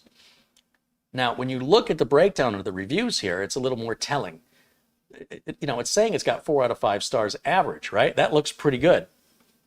But when you find out how they get there, it's less than 60% of the people who bought this case that gave it 5 stars. So 6 out of 10 gave it 5 stars. Then you look at the 4-star ratings at 15%. But what's the next one? The next largest amount of feedback comes at 1-star ratings. Now, this is where I fall. You will regret it. Far from innovative. Order 2, both broken on arrival. Parts aren't attached and fall off. Scratches and indents avoid this. Poor quality control with good cooling and RGB. Wanted to love it, of course. Cheap electronics, buyer beware, 30-day warranty. Broken and cheaply made. Great style, utterly inept design. Standoffs are not movable.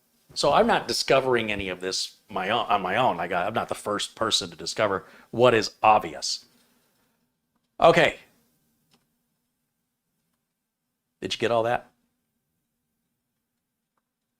How many would you like? How many can I set you up? Would you like 4 of these? Hurry, they're going quick.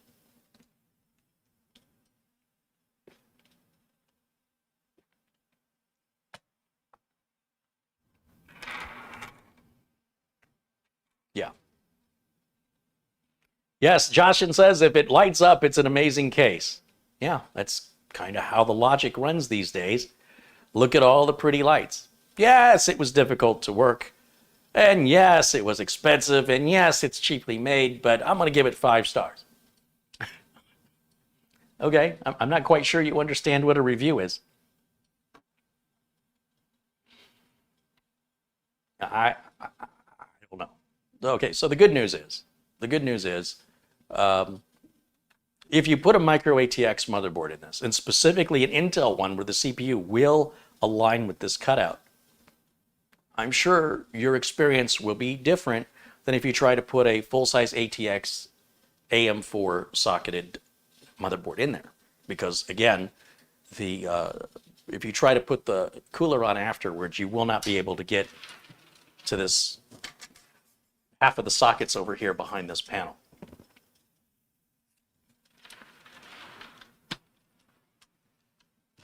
Marco says, if it doesn't explode, yeah, maybe that's the measure some of these reviewers are using. Built computer into fragile case, did not self-destruct, no lost fingers, 5 stars. I think that seems to be a very optimistic review. That's not the way I review stuff. So I've got this motherboard sitting here. This is a board that I built with Steve Bass using a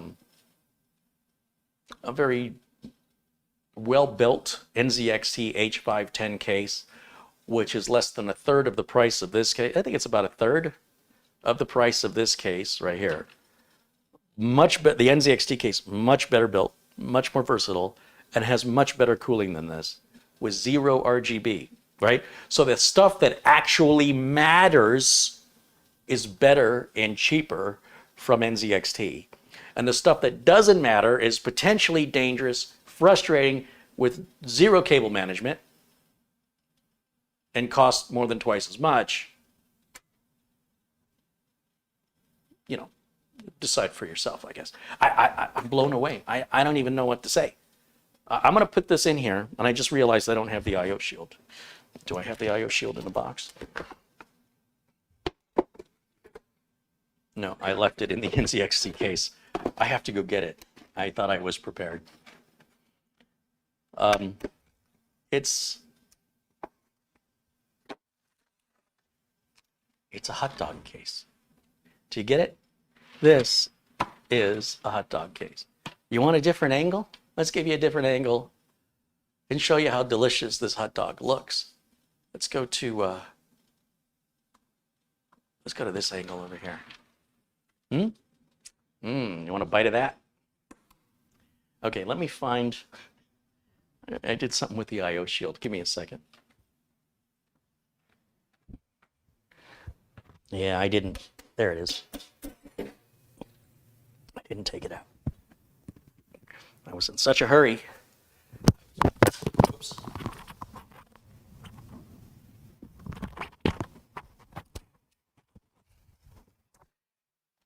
My apologies. I snagged my microphone on the case and I tightened the screw with a screwdriver, so I have to remove the side panel so I can get the I/O shield out.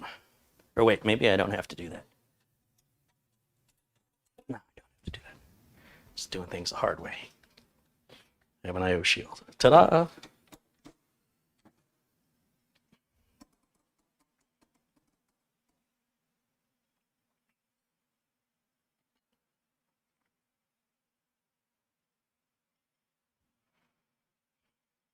What could go wrong?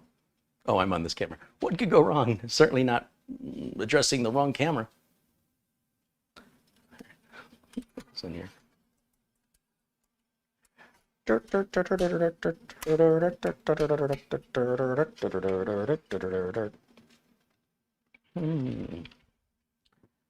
built a computer out of leftover parts at a junkyard. I think it looks pretty good. Cost me 26 cents. What'd yours cost? $160. Uh-huh. Right. Okie dokie. Okie doke. Let's put this down. It's very light.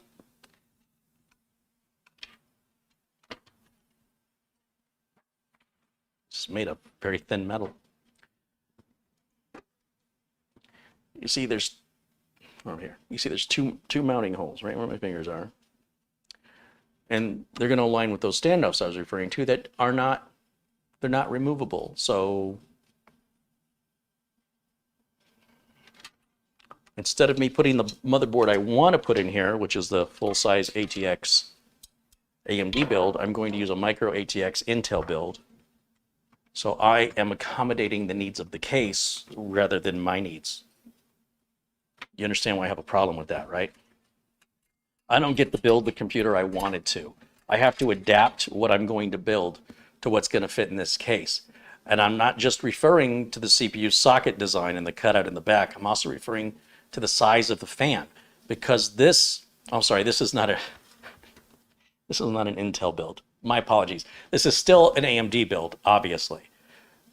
This is a, what is this? A B450M motherboard. This is an AMD board but it's not an ATX AMD board. It's a micro ATX. My apologies.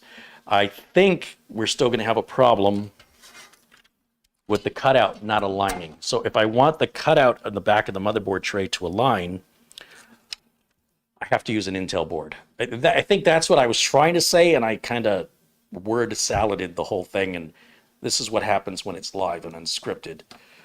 That's in my incompetence, but mostly because it's live and unscripted. That's the story I'm sticking with. Now, there's nothing to align the board. There's no center post to hold the board in place like most manufacturers give you these days. It is, it just lays there and wobbles around, and you have to sort of kind of look at this and go, okay, where does it align? And there's absolutely no assistance to hold the board into position for you. You will have to align it yourself. And this part here, oh gosh, I have to really push on this side of the board because it will not align with that standoff. And as soon as I let it go, it moves a full standoff away in distance. So the only thing that's going to hold that is a screw. Wow. I cannot express to you how bad this is. Oh. There's a whole nother problem I'm going to show you. Here's a little baggie that's included that gives you a spare thumb screw for the glass panels, a very minimal amount of case screws, and of course, what computer case isn't complete until you have the remote control? You already have a keyboard and a mouse, but don't use that. Let's give you another device, because we all don't have enough stuff that can do something you can already do with the keyboard and the mouse you already have. We don't want you to actually use the computer. We want you to sit on the couch and grab the remote and just change the colors, because that's what a computer's for. I think they've confused a computer with a lamp. I'm not sure, but that's what it appears to be. This is more of a lamp, really.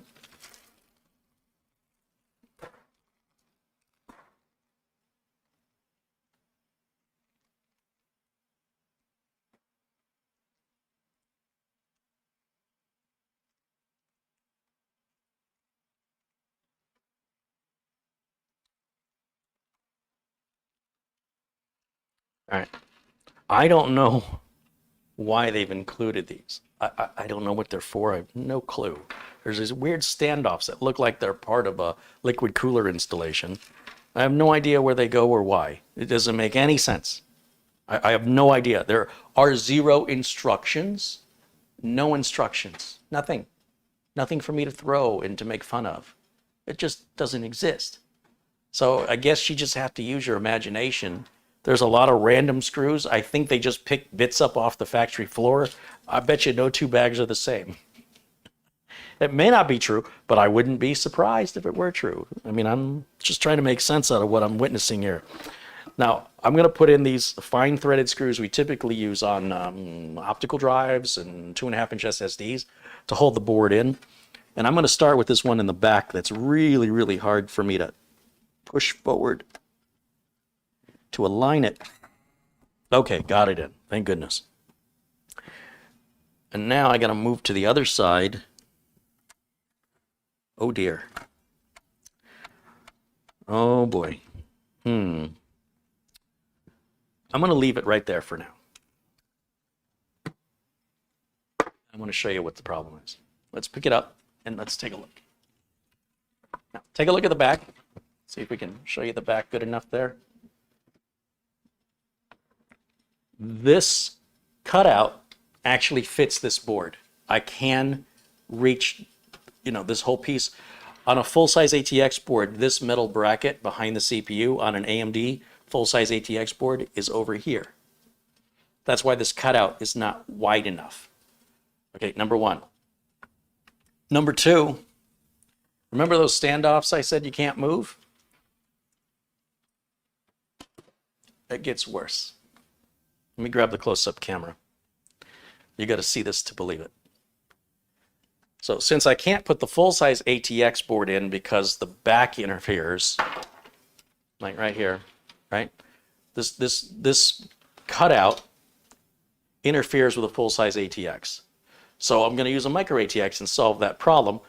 Also, I can't use a full-size ATX because I can't remove the middle standoff that'll ground against the back of the ATX motherboard.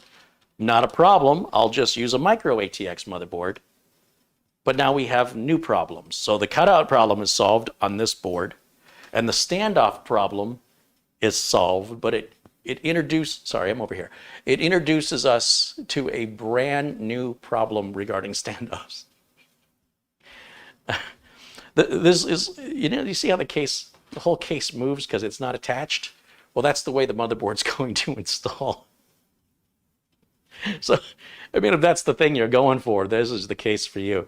Let me switch over to this camera here. Give me just a minute here to let's see. Let's turn this on. Let's go to the wireless camera. Just point it at the floor. There we go. Okay, now we'll just go look at, see how tripping hazards down here. Okay, so let's take a look at this again. Here we are. We're looking at the inside. Everything looks great. It's wonderful. Now we're going to use this hole here and this one here. This one's the trouble one, right? That's the one I can't remove, and that's going to short out against a full-size board, which would go all the way, which secured onto this one instead. You understand? It's this one or this one. It's never both. Well, very rarely would a motherboard use both. And so typically you'd take that one out and you'd move it down here, but they've welded all these in. So you come around and you look up here and you say, okay, well, we've got a standoff here to screw down, and we've got a standoff here. That's the one I just struggled to put in just now. And then we've got one here, which you can see the wall through. So apparently you put an invisible standoff back there that secures against nothing. I think Dr. Strange can help us with that. And then finally, we've got this one down at the bottom, which has no standoff at all. There's nothing back there. So you have standoffs where you don't need them, and where you do need them, there's no option to place one. So let's take another look. Let's turn it back around. Let's take a look. What's back there? Well, this is a tray for holding your 3.5-inch drive, apparently, a 3.5-inch or 2.5-inch drive. And this is 2.5-inch drive only, just above it. Okay, now that looks a little thicker, so I guess maybe you could put two in there. Maybe you put one inside and one outside, so you could double it. You might be able to even do the same thing, one if it's slim enough in here, and then one on the outside of it. Apparently, the concept behind this case is you're just supposed to attach stuff on it like a Christmas tree. You just hang stuff off the edges like it's ornaments. I don't know. It's very strange. There's our fan controller, but there's no way for me to secure this mounting hole for all of it. I guess I have to get a really long screw and attach it to something secure in the room several feet away. I don't know how that's supposed to work. And then the other one down here, right? Yeah, no, not going to happen. So even that's not going to fit. It's absolutely not going to fit. I mean, it fits, but it doesn't fit properly. It doesn't secure properly. But it will cool great as it pulls nothing against the glass into the case. That's beautiful. And because of the narrow nature of trying to get a power supply in here, these are in the way. You have to take these out to put a power supply in here, because you see how they're taking up room inside the case? This case is just wide enough for that power supply to fit down in here. And so these fans make it impossible because they're an obstruction. So if you have to replace a power supply, which is a 2-minute job, it's not going to be a 2-minute job because of these really important fans that are absolutely doing nothing for you except giving you pretty lights. They're in the way, and they will constantly be in your way anytime you have to do anything to this case. Okay. And there you have it. That's about as good as it's going to get. You might as well just put one screw in it and leave it, because adding the additional screw here and adding the additional screw there, so we can secure one side of this board in the top, and there's nothing else to secure. We cannot secure, oh yeah, wait a minute. I guess we can secure the middle, but we can't secure this side of the board at all. And that's good enough. As far as this company is concerned, for $160, you get good enough. There are much better case designs, much better built cases for far less money, whether we're looking at, other manufacturers like Corsair, NZXT, Thermaltake even. What else? Fantex. You could literally name anybody. I don't think anybody is as bad as this. Anything is an improvement and is probably less expensive. It is probably easier to work on and probably runs quieter and probably doesn't have proprietary fans and probably has more liquid cooling options and probably accommodates more internal components. This is if you want to mount everything outside, because that's what a computer case is for. It's practically a wall-mounted computer case placed on a desktop. It's a weird, I don't know what they're thinking. It just hurts my brain. I'm so confused right now. What is the accomplishment here? Where's the innovation? Where's the quality and the pride behind the value? Look at this. Can you see the indentations in the paint on how poorly they have covered up the screws holding these pieces in? I don't know if I can get you the right angle on that. There it is. Look at. This looks like something my cousin did. Hey, you want to come see this case I made? How'd you make it? Old Coca-Cola cans? And I took some fans out of the back of some old computers people were throwing away, cleaned them up real pretty. I plug them in, and I just hang everything on the outside. Yeah. I know what you're thinking. So what do you think of this case, Carrie? Yeah, it's pretty good. Let me switch back over to the main input here. We'll take another walk back around. In the back of this. It's quite an illusion. One of these days I'll get around to it. But since you can't see it, you didn't see that. I'm not done with it yet. That's why. Sure. All right. And now I'm back to the wrong camera. Let's go back to camera 1. There we go. Now, I don't know. Should I bother hooking it up? I mean, honestly, do you want to see it? The only thing you're going to see are the fans lit up. The motherboard has already had Windows installed. It hasn't been updated in a long time. And so when I put the power supply in it and I hook it up and hook up the front switches and fans, it's going to boot and you're going to see it. And then, you put the glass over it and it's going to look exactly the same. Can you just imagine it with the fans lit up and completely exposed to animals and fingers with no fan guards? Or do you want me to put it together so you can physically see it? Because I really don't want to. But I will if you want me to. I mean, if you really want me to try the hot dog, I'll try it. But I just really... Mr. No says it needs more fans. You're right. I mean, they missed an opportunity here. They absolutely missed. I don't know why there's just not giant fans that secure to the sides. And forget the glass. Just give me like a box fan I can attach. Catherine says, no, I don't want you to build in this case. Bill Brulette says, trash the case. That's like telling me to trash $160, right? I'm already $160 into it. Maybe I can recover some of that loss from a video. Matt Power says, no, stop. Frank Jimmy says, hard pass. Robert Maxwell says, no. Go Shadow says, if you put it all together, then you're going to have to take it all back apart. I like the way you think, because that is true. Arto says, no. Jason Wyrick says, no need. 61 says, a suitable case for recycling treatment in the trash.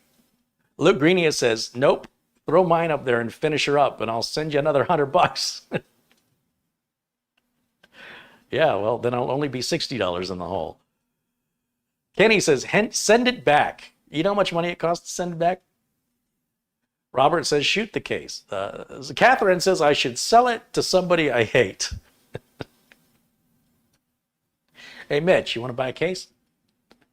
AC's Draftings contributed $50. He says, throw it on the ground. Ain't part of this system.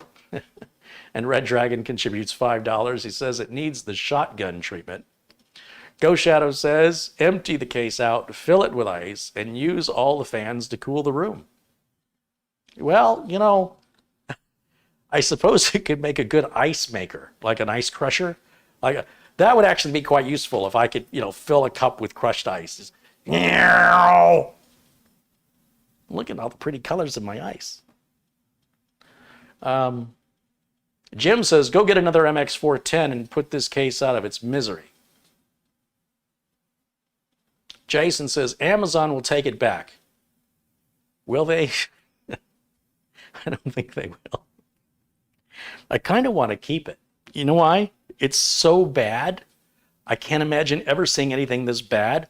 And it sort of needs to stand as a staple of stupid and expensive. Like if this was cheap, if this was a $50 case, totally forgivable.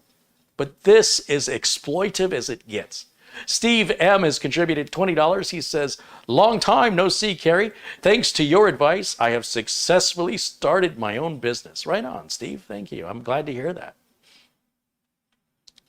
And Niall Bauer contributes $10. Thank you, Niall. Samuel Ramos says, hacksaw it. That's too much work. Joshua Robinson says, it's a conversation piece. Yeah. That's for sure.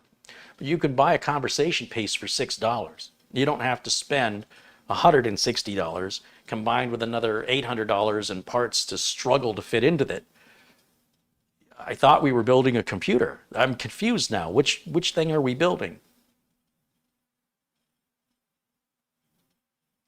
And Blackwatch says, I've missed some super chats. All right, well, let's, my bad. Thank you for bringing that to my attention. Well, what have I missed?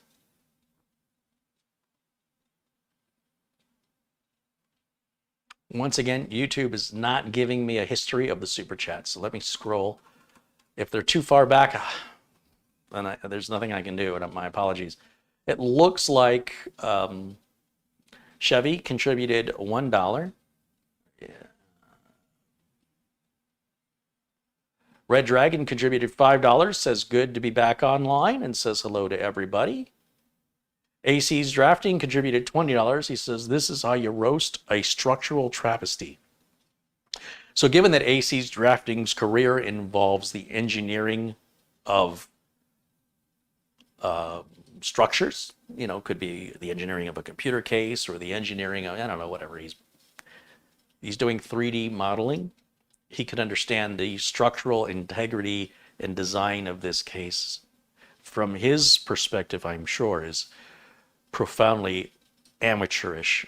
I'm speaking on his behalf, but I suspect that's what he's thinking or similar, and correct me if I'm wrong, because I'm not an engineer. And this looks bad to me for obvious reasons. I can't imagine if I was an engineer and actually knew about engineering, how much more fault or concern I would have.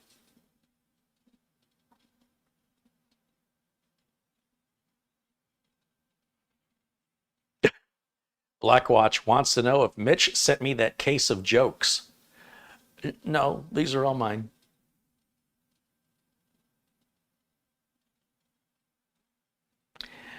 Baltic?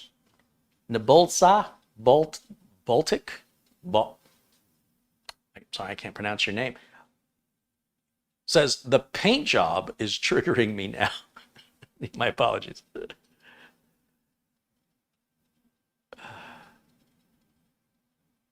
Okay, so look. I mean, at this point, I want to make sure that the feedback I'm getting from the chat room is not influenced by me. Is there anybody in the chat room with an open and objective mindset that can play devil's advocate on what the rest of us are missing.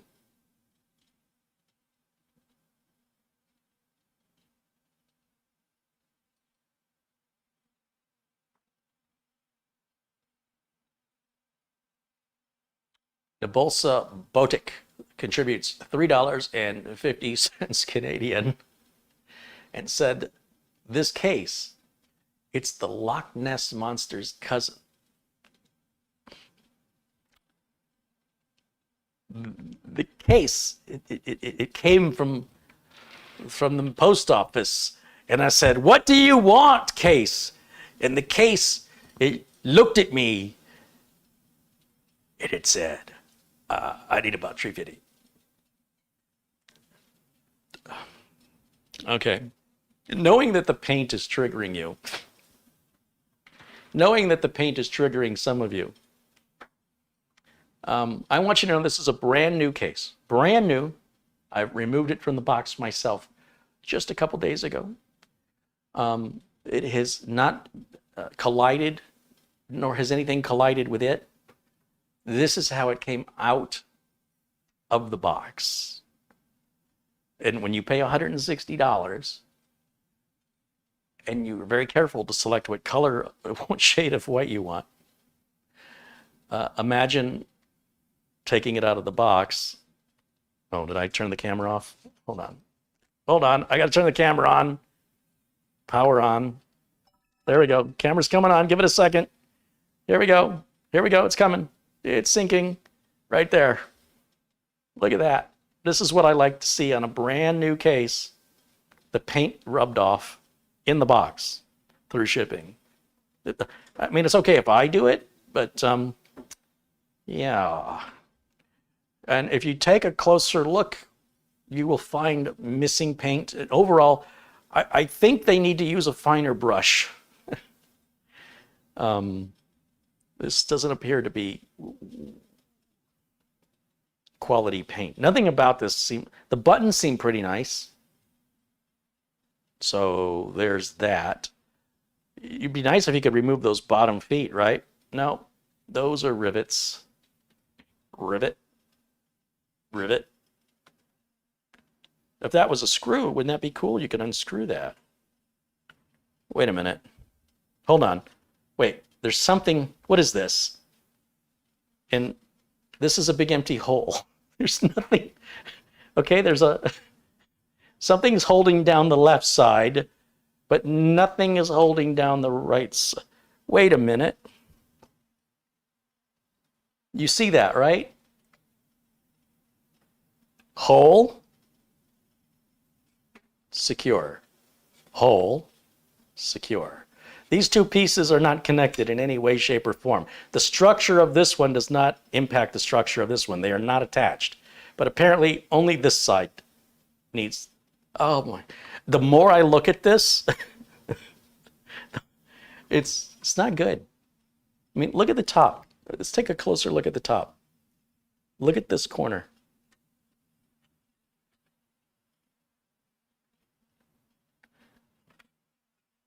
Rivet, screw, rivet, screw. How about the other side? Rivet, screw. Those are the screws for the fans. And a carrying handle, so you can take it wherever you want to go, like out to the curb.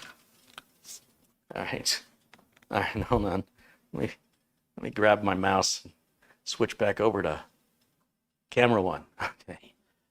I hope I didn't make most of you seasick, but I thought, since you can't really go to Disneyland, that's about the closest I can get you. Oops. What am I doing? Okay. All right.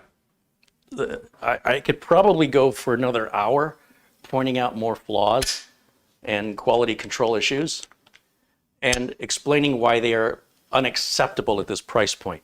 At a cheaper price point, little details, you'd say, well, you're nitpicking.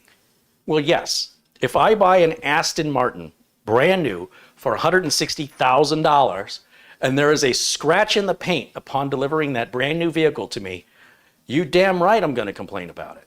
Okay? But if I'm buying a used Chevy Spark for $2,500 on Craigslist and it's missing a front bumper and a headlight, good enough. And what we've got here is we've got a mid-tier priced case built at a low tier price quality. So these things do not align. It would be acceptable if they aligned. If you were truly getting what you were paying for, then you would lower your expectations. And when I say you, I mean me. I mean most people would set their expectations according to what they're paying. If I go to McDonald's and I order a hamburger, I am not expecting Wagyu beef. I'm not expecting Kobe beef. In fact, I'm not really expecting beef, okay? So, but that's based on what I pay. If I go to Gordon Ramsay's restaurant and I order his $20 hamburger, it better be a damn good burger. It better not be served cold. It better be cooked the way I want it. It better taste delicious. And it better feel like a $20 burger, right? If you give me a McDonald's burger in a $20, in an atmosphere of a nice restaurant, it doesn't align. I'm not going to go to a fancy restaurant and then order fast food quality food. But there's nothing wrong with fast food quality food. If you're in the mood, you don't want to invest a lot of money, you're in a hurry, you're paying a little, and you're getting exactly what you pay for. This is a lie, because the way that they're promoting this is deceptive and manipulative, and the value that they're placing on it is completely devoid of any reality. There's no way that this costs $160. I mean, the typical profit margin is being like if you look at the average profit margin of an NZXT case or a Corsair case or a Fantex case or a Fractal Design case, they all pretty much have the same profit margin. And all of a sudden you got a case where the profit margin is profoundly different. It must be an extraordinary profit margin. And that's true with quality products, right? You can buy luxury items like Rolex, Michael Kors, Prada, Gucci, Coach, and their profit margins are much, much higher. The product quality is higher, but it's not matching for the amount of money you're spending. You're paying that extra for that luxury brand name. This feels like they're charging a luxury brand price.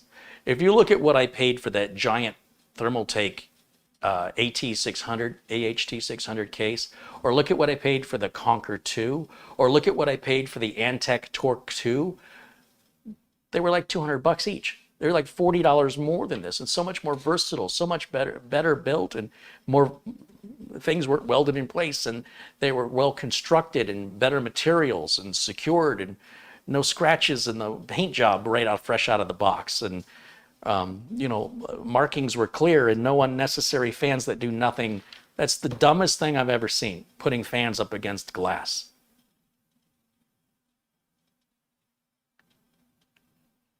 And for a fast food price, fine.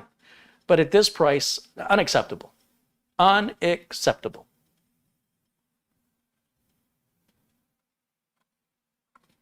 All right, there's a couple contributions that came in, so a few more shouts out. Joshua Robinson contributes $20. Let's make Joshua blue in here. Thank you, Joshua. AC's drafting another contribution. $10 this time. He said it's an alien stepchild. Mark Hunter contributes $5. Hey, Mark, thank you. And AC, of course, thank you again. Steve M contributes $50. He says, the education you've given to me has changed my life. Well, I hope it's more than just what we learned about what to watch for in some of these cases. Kaizaisen says, I could find love for your first AMD build, but not this case.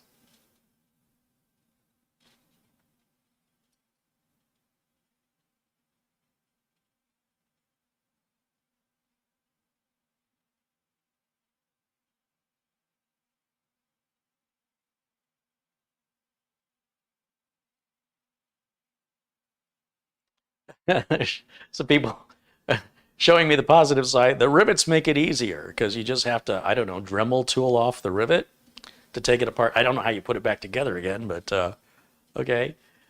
It's a weight reduction feature. By preventing you from putting stuff in there, it keeps it lighter. I like that you're looking at the positive side.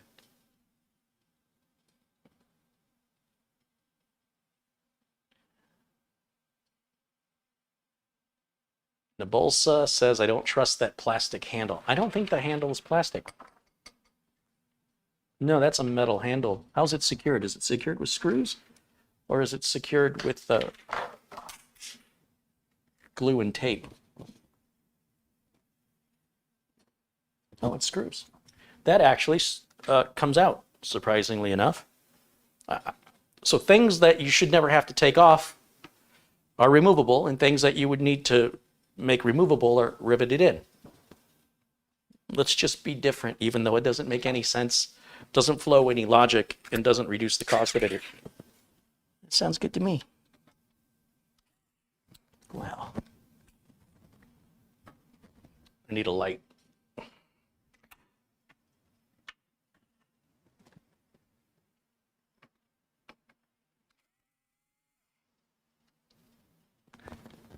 Okay.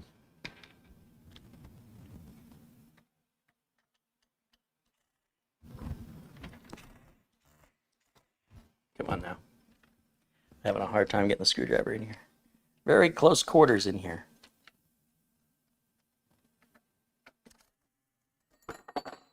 Yeah, that's metal. Did you hear it? It's a very well-made handle. I would say for $160, that is the kind of quality that you can expect. This is probably the best built piece of the whole case. It does not appear to be painted the same color for some reason. It's silver when the rest of the case is white or black. It's definitely metal and very well constructed. This is the best part of the case. It's removable. The paint job on it is fantastic because it just looks like it's brushed aluminum, and I don't think there's any paint on it.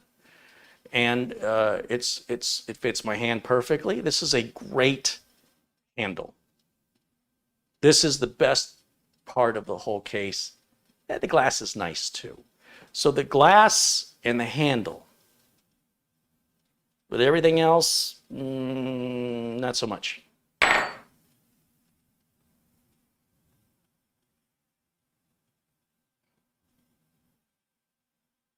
Matt says, I love your videos, but this is painful. Well, it would only be painful if you were the one paying for it. Consider this.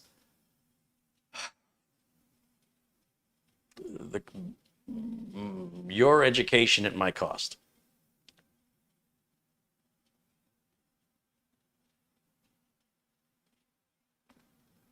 Go back to the munch pack. Okay, that was funny. That's from Frank and Jimmy. Thanks, Frank. I needed that.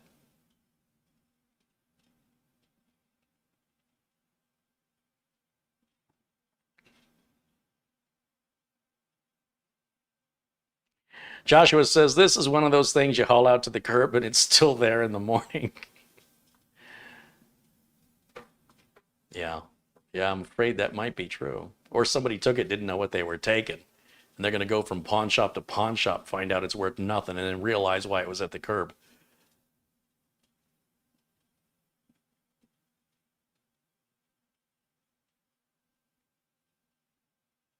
Ed says the dents, the missing paint, and the weirdness makes it more valuable. It's called weathering.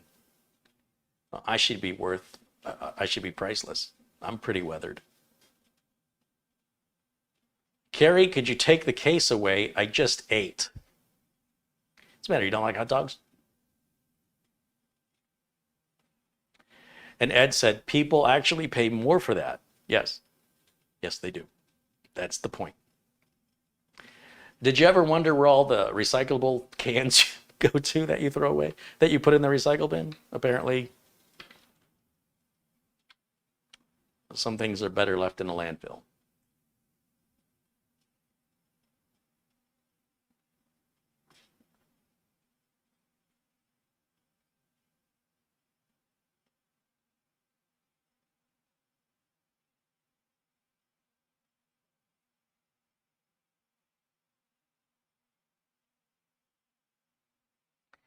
Andreas said this must be a worst case scenario. That's clever. I like that. Very good. Gold star. That's blue status right there. That's what we're talking about. Samuel Ramos says it's the Frankenstein of cases. No, because you're implying Frankenstein is bad.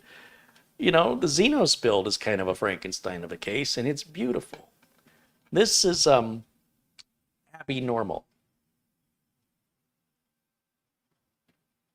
Do you still have your gun? That case looks like a new target to shoot at. Yeah, there's nothing to hit. The bullets will just go right through all the holes. They go through one side and won't even touch it. Ghost Shadow contributes $5. Put it at the curb. Someone takes it and then puts it back the next day. That would be bad. When somebody takes something from the curb and then returns it back to the curb the next day, yeah, that's they're sending you a message. Michael Martin with a £5 contribution said, I see you really love this case. I'll buy 5. Not. And Steve M contributes $10, says, I've been watching your channel and videos for a long time, and it's not just the cases, it's everything. Thank you. I appreciate your kind words. I do try to mix it up. Try to have a variety of content here. So not every video is for every person, but hopefully you find something you like. Take what you want and leave the rest. Certainly an attitude I'd like to see people have with money. I want all of it. Just take what you need. I need all of it. Just take what you need. Leave the rest for other people. No, it's all mine.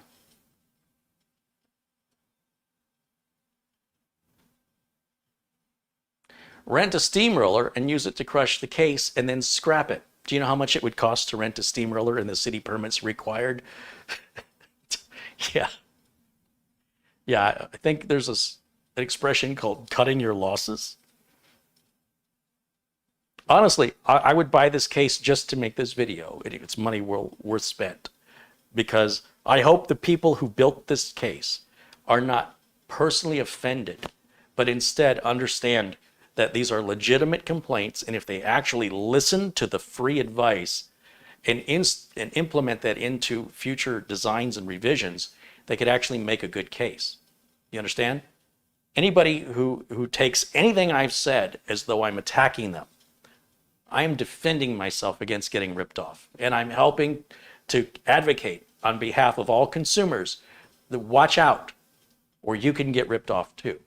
And in my opinion, this is a complete ripoff. And with the numerous items that I have exposed being addressed and corrected, this has the potential to be a very good case. But if they double down and they just get nasty and there's no justification to having 2 fans here. If you want to remove the fans and just have RGB circles, great. Take the blades out of them. Or don't make them fans.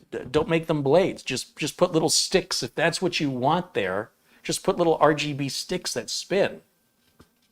I used to have a spectrum analyzer in the 1980s plugged into my stereo, and it was a black box. It looked like a picture frame, but it was perfectly square, and it was about 3 inches thick. And I bought it at Spencer's at the mall. The mall. It's a place we used to go to buy stuff. Anyway, what it had was a bar inside of it, a wooden piece, like a propeller, a one-piece propeller, with RGB lighting that changed colors inside to outside. And you plugged it into the output or the tape out of your stereo system, and when you powered it on, that bar spun, and as the lights moved in and out opposing each other, and it spun, it created these really cool designs to the beat of the music. It's completely pointless. It did nothing to make my music sound any better. It wasn't an equalizer, it wasn't an amplifier, it wasn't doing anything to improve the quality of the sound in any way, shape, or form, and it provided no benefit whatsoever other than to visually see the music represented through multicolored lights that spin to form these cool little patterns. By the way, that's now a piece of software you can download and put on your computer for free, but that's now, and this was then. They could do something like that here. To put fans that are intended to cool and to use them in a way they were never designed is preposterous. It's simply preposterous. It's foolish. It's like you take something that has a purpose, and then you diminish its purpose by using it for some ridiculous reason. It just reminds me, there's a YouTube channel here called Just Rolled In. And it's about people bringing their cars to shops and saying, customer states, I need the rear axle welded. I temporarily tack welded it. And you look, and they used a 9/16 wrench as the support bar to weld. And they said, really, you sacrificed a 9/16? Like, of all the wrenches, that's one that's most used. Why wouldn't you use a wrench not as common? And that wrench is ruined. It has to be replaced with a proper support bar. And the fact that the wrench didn't break under the stress of driving the car, because it's not designed for that, is an offense to everybody who's ever had to turn a wrench. Because the 9/16 in America, that is a very commonly used wrench. And it's offensive. You use something in a way that it wasn't designed to be used, and it's dangerous, and it ruins the very thing. And it's like, really? Seriously? That's the amount of thought you put into this? It's disappointing. How are you still alive if this is your decision-making process? How have you not died? It's very strange. And so placing fans that are not designed, let me put it this way. And I know I'm beating a dead horse here, but just think about this for a minute. In the 1990s, when we installed fans on computers, they didn't have lights. You with me? And in the 1990s, if we were to put two fans on the side of the computer case and put a glass panel on it, they would just be fans. And you'd say, that doesn't make any sense, Carrie. I'd be like, you're right. But now that we've added RGB unnecessarily to case fans, now we can inappropriately use those case fans for the RGB instead of for the fan. Are you getting this? Are you seeing the twisted logic and how this is manipulated and lost its purpose over something that is completely unnecessary and, in my opinion, results in being stupid and a waste of money? There had to be something else they could put there that specifically for that purpose.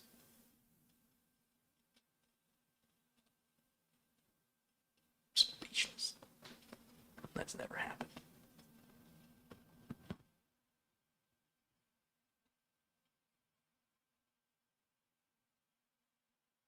AZ's drafting another contribution, $10. He says, get with Demolition Ranch and collaborate about its destruction.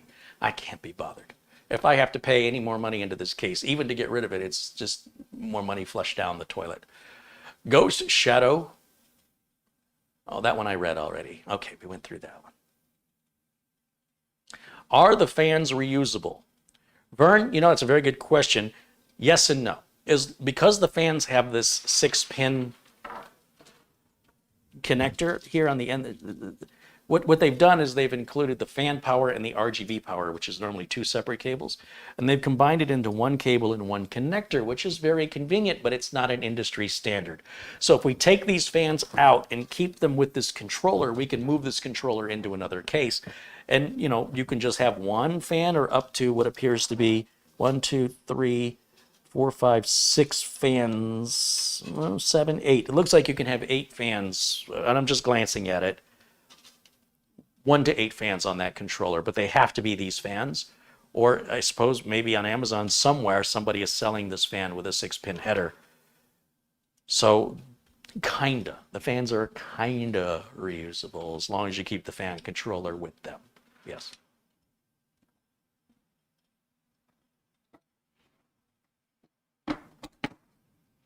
Would that case be more ideal for a Bitcoin rig of some sort? I mean, the monster box looks sweeter than myself. It's not a monster box. It's very tiny. It's an illusion. It's very, very narrow. And the problem with cryptocurrency mining is the amount of energy it uses. And the amount of energy it takes you to create the cryptocurrency to mine it offsets the cost of the value of the cryptocurrency you're mining. So why would you want to increase your energy usage to add unnecessary RGB lighting to further deficit the cost of manufacturing the cryptocurrency, of mining the cryptocurrency? I've never seen a a professional cryptocurrency mining rig that has RGB lighting for that very reason. It would consume more power and your profit margins would be narrowed, that it would cost you more money to run that computer, and therefore every bit of cryptocurrency you mine costs you more money to mine. Does that make sense? So why would you do that? Because it's pretty. Okay.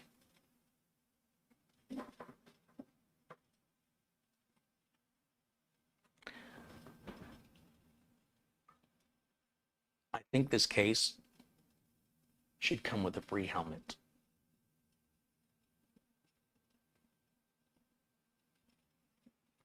Any last questions? We're going to wrap it up for today. It's about 3:40 in the afternoon. And apart from plugging this in and turning it on, which, you know, I could do it. Again, I kind of get a feeling you know what to expect. These fans, they run at full speed. They are full speed fans. The speed is not adjustable. There are 7 of them. And there's no noise insulation. Do you want me to keep going? Because I can still point out some more flaws. So if you can imagine the fan spinning in the colors like any other RGB fan. If you can't imagine that and you want me to hook it up, I will.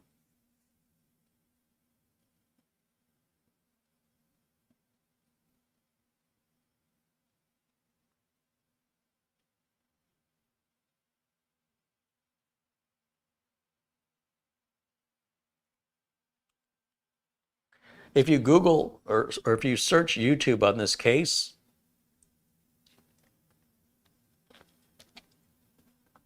let me know if you find a video where they spell the name of the case correctly.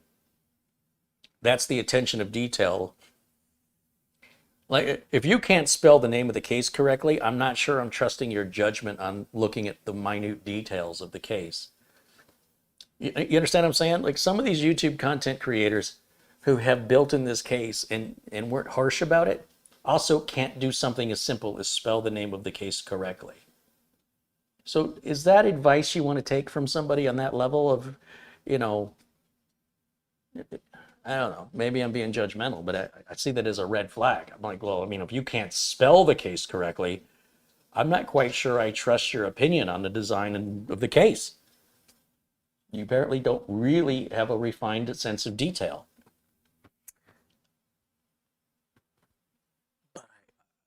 It may be very judgmental.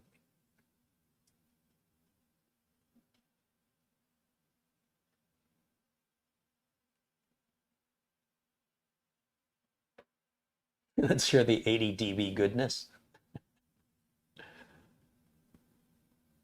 Fill the case with ice and let the fans blow the cold air into the room. Set the fans to blow the air out. What's going to hold the ice, though? They're just going to fall out the holes.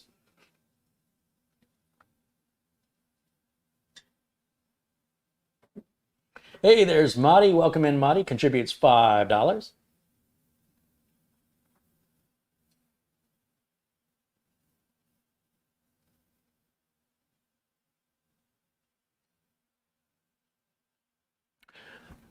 If we, so the Cyberbrun power supply, this was sent to me from Enermax, and I was going to showcase their power supply to use in this build because it's a budget power supply, and I thought, you know, it's a budget build until I really started to get into it, and I was like, this would, I think, be an insult to Enermax, quite honestly, and that's not my intent. My intent was to sort of, you know, keep everything the same, right? Budget case, budget power supply. And so I thought for $160 that this could have been a $300 case, right? For $160 from the pictures, it looks like a $300 case or $250 case.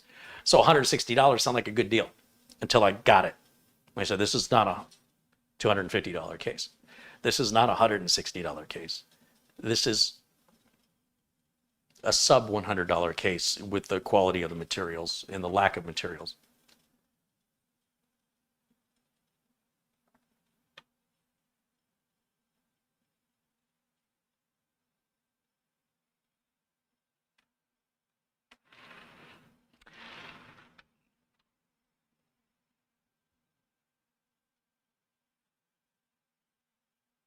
Ryan says, I didn't spell the name of the case correctly in the stream's title either. It's Kedire, and they spell it with an S. A lot of people switch the R and the E and the R. Right? Kedire. I spelled it Kedire. A lot of other content creators mix the E and the R and they put it backwards, but I guess there's an S on the end. And I was considering the S as a plural, like more than one, but it appears that there is an S. You got me. Guilty. But unlike those other content creators, I will correct it. Jason says $160 case is not a budget case. Again, I thought it was a $300 case for $160. And in that situation, in that scenario, in that case, that's a budget case, a budget $300 case. You understand the logic of where I was going? In much the same way, this power supply is a budget power supply. You could buy a more expensive 600 watt power supply, but it doesn't mean it's a bad power supply. It means that in many ways, this is on par with more expensive power supplies, but because it doesn't have that big name brand behind it, or the profit margin isn't as great, they charge less for it. So I thought it would, these would match up if that explains that logic any better. But what do I do with the power supply? Like, we can just take what do I do with it? It's right here. So without actually installing it, like if we just want to set it down and plug it in just so you can enjoy the bling, and I'll try and talk over the sound of the fans. We'll see what happens here. It doesn't really improve the looks in any way, shape, or form, putting the power supply in the case. I suppose we could just hang it off the edge like everything else they show in them. I mean, if you can put the radiator outside, why can't we just mount the radiator with some Velcro on the side here? Why not? I mean, why stop there?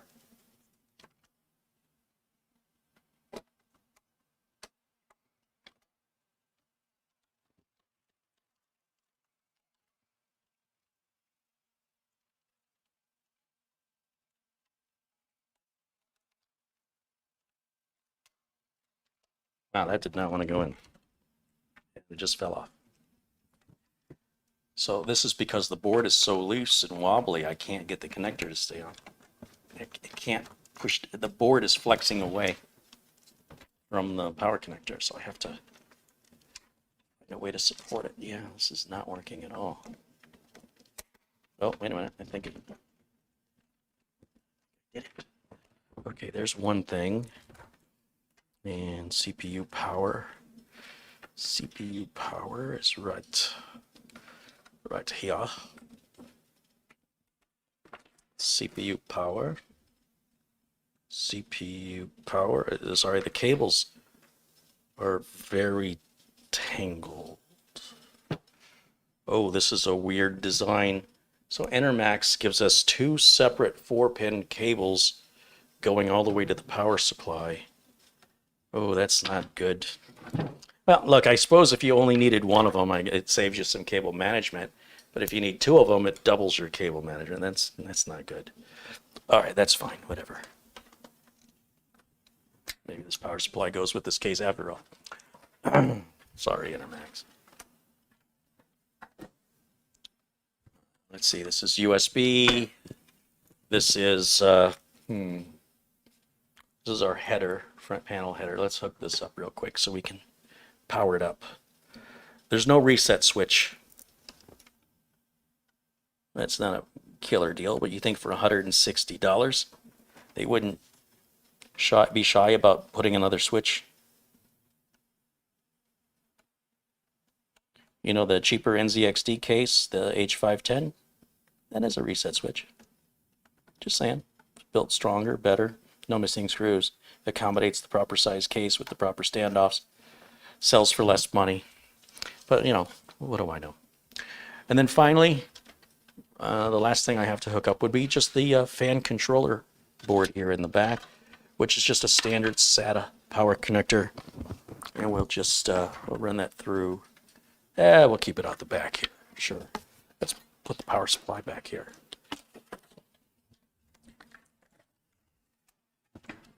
This is the front USB and audio. I'm not going to bother with hooking that up because it won't make any difference. I just need a standard SATA plug, power plug, and then I just need to attach it right like so. Okay.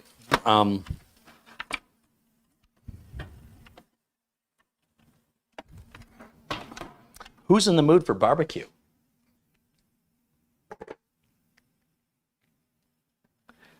Let me grab a keyboard and a mouse, and we'll fire this hot dog up.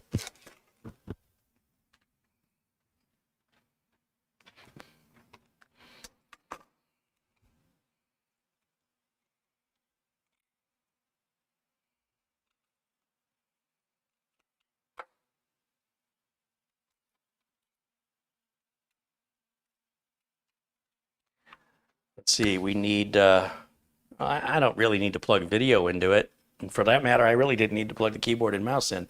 All I really have to do is turn it on because this is all about the fans. This is not about the motherboard, the RAM, the storage, the performance. None of that matters on a build like this. This is all about the fans. You know, they always said, Kerry, you should make more videos for the fans. And I said, you know, I think I will today. So this is for all the fans out there.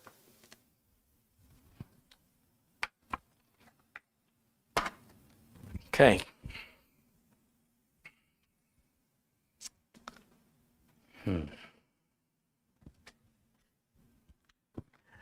I want to turn this on with a 10-foot pole. Hold on. I just don't feel safe.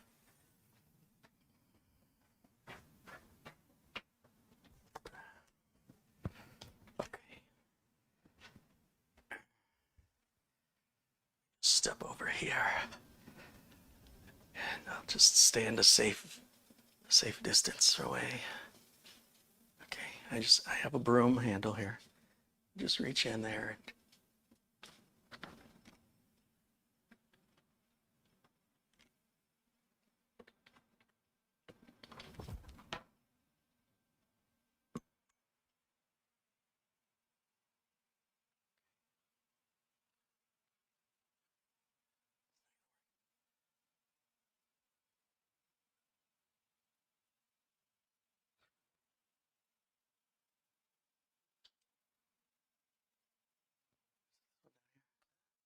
Is this the power button? I don't know which one it is.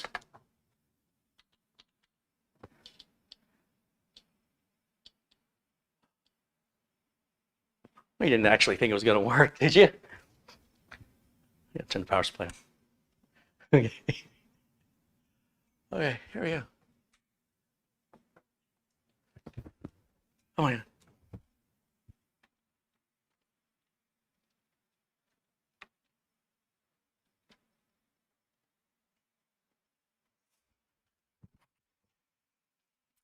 Okay. Just set this here in case I have to stomp out a fire.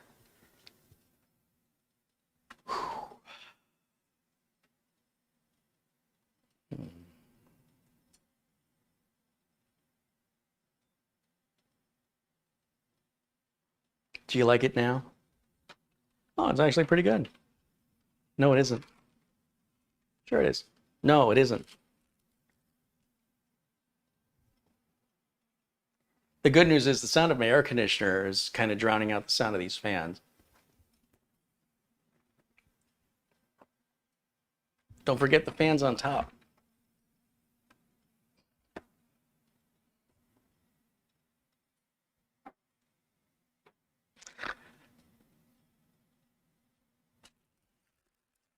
Now, just take the remote control that came with your computer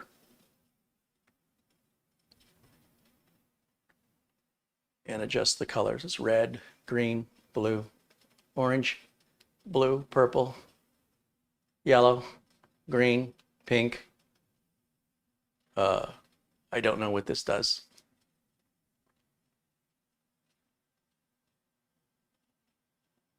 Check 1 2, check 1 2. Is it moving to my voice? No. Does it move to my voice?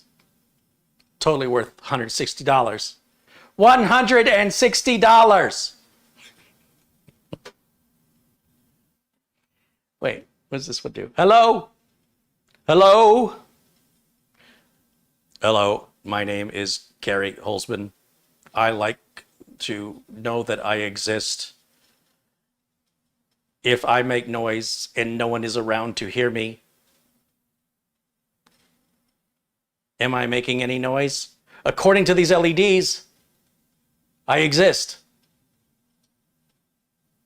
This makes me feel powerful. Well, there's a button that says auto. What does that do? What if I keep pressing it? I don't know. It just doesn't do anything. It just puts it in off. How about that? Hey, that's the best look yet. That'll be the worn out button on the remote control, I'm predicting. Hold on, let's turn it back on. And let's see if we can lower the brightness. Can we dim this down? No? Is it lying to me? Or does it only work with a solid color? Solid color? Yes? No? Maybe? Anything? Hello? Nothing? Not some... Oh, here we go.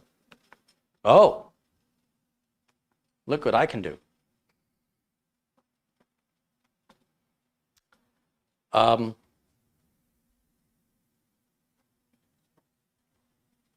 Probably should have had a warning on this video for people that have a sensitivity to flashing lights.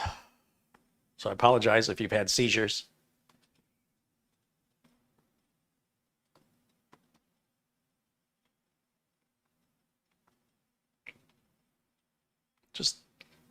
It just seems to be doing the same thing over and over and over again in different colors.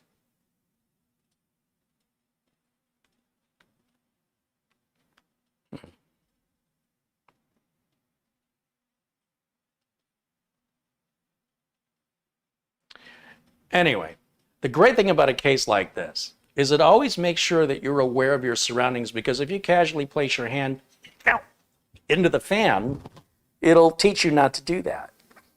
Because there's nothing to prevent you from just reaching over and saying, oh, yeah, that's not a good idea.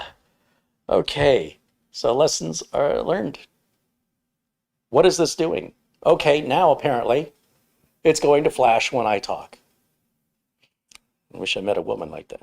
Anyway, listen, I think that's going to wrap it up for today. This has been a very unique experience, which I hope to never have again. I can check it off my bucket. This is really annoying. Can I stop this? Maybe like that? You're still gonna, okay, yeah. This is where we're at. Maybe do that.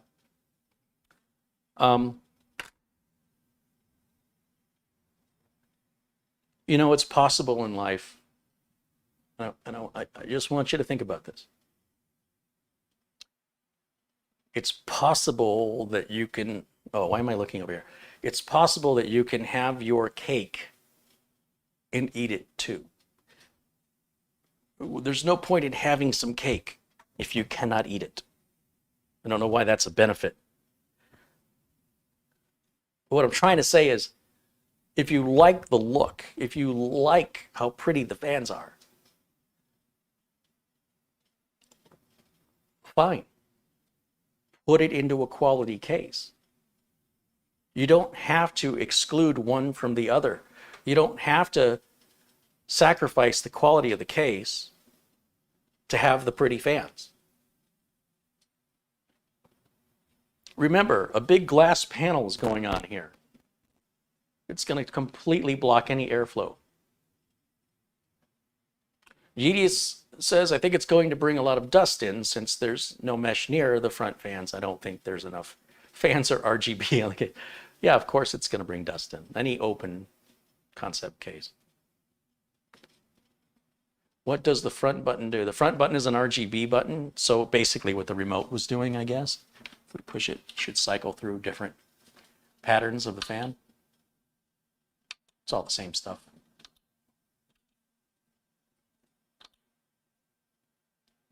Eventually, we should get to maybe once it cycles through the colors, it might cycle maybe through different light patterns. But so far, it just looks like different colors of the same pattern. I don't see a way to shift the pattern. I think I've gone all the way around. Oh, there's some different patterns now. Took a while. Now we're back to solid colors. It's a little different.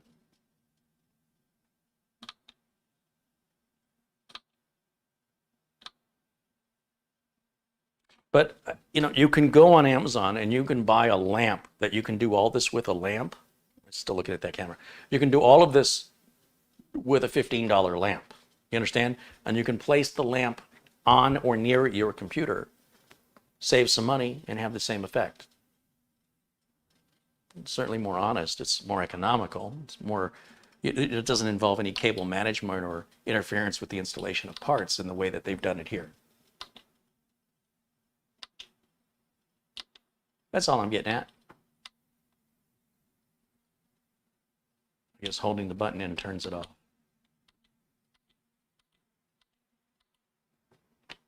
It's really not that, it's not as loud as I thought it was going to be.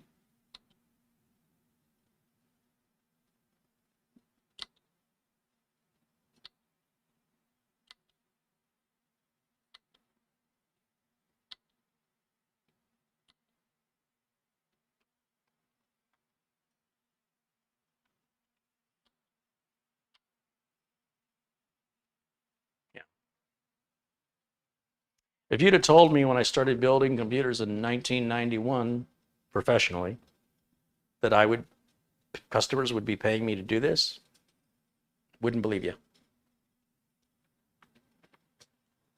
And no customer has paid me to do this, so this is something a hobbyist does. Or a very boutique computer builder. For whatever that's worth.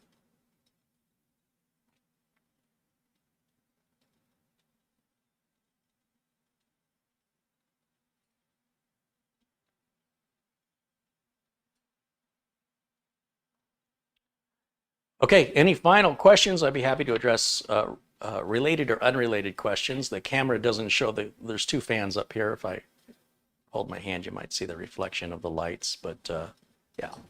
Questions? Related or unrelated, but technical? Anyone? Bueller? Bueller?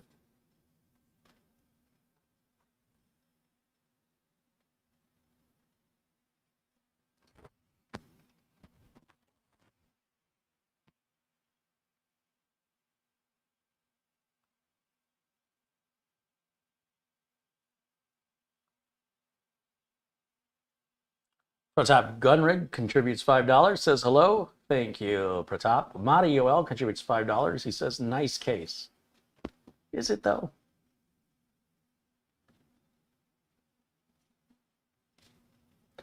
Callard says, let's see a climb inside that thing and fly away.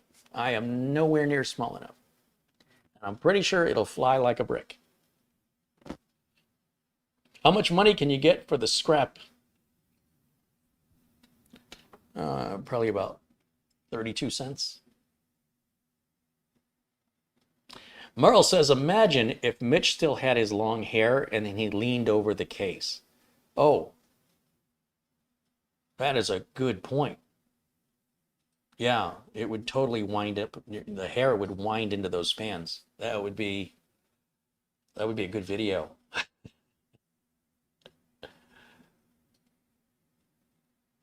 Why isn't the rear case fan RGB? There's no room on this case for a rear case fan. There's nowhere to put a rear case fan. You couldn't put a rear case fan on if you wanted to. Yet another limitation. Thank you for pointing that out.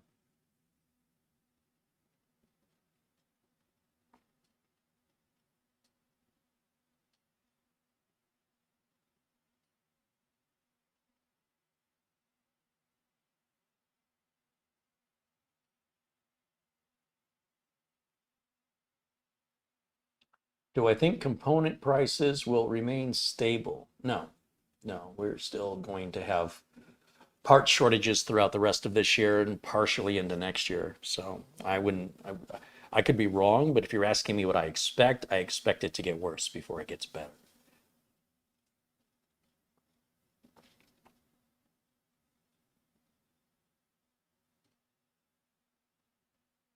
G. Wisen says, do you remember the Heath kit from Benton Harbor, Michigan? Yeah, so that was the build-it-yourself computers.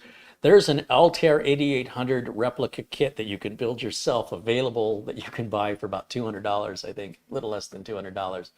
And it's a replica of the first sort of hobbyist computer, which was before my time. There's no keyboard, there's no screen, it's all just lights, and you have to program it using switches. And this is an exact replica that functions in every way, shape, and form. And same size, same shape. And yeah, you can just type in replica Altair 8800 into Google and you'll see it available for sale. But it reminds me of the Heath kit because you have to put it together. So since we're talking about stupid and unnecessary things, let me point out one final thing, and hopefully Planet Cryos can edit this point here to its own video. But earlier I had shown you a Bluetooth speaker. I needed a Bluetooth speaker to match the spaceship case. You know, a spaceship case was kind of pricey, but at least a spaceship case is built fairly well. And I wanted a Bluetooth speaker that kind of fit the theme of that spaceship case. And I found this. And here's the thing. As a Bluetooth speaker, this is horrible. But as a model of the NCC 1701D Enterprise from Star Trek The Next Generation, it's a really nice model. Let me bring it up a little closer so you can see the detail. It's got a very nice stand, which it's removable from the stand. Up here on the top, let me just take it off the stand for a minute. Let's take that off of there. Set this down. On the top, got a power button where you hear the engine noise. It lights up. In the front, there's the USB charging cable that goes right in the center of the engine. And we push through the buttons.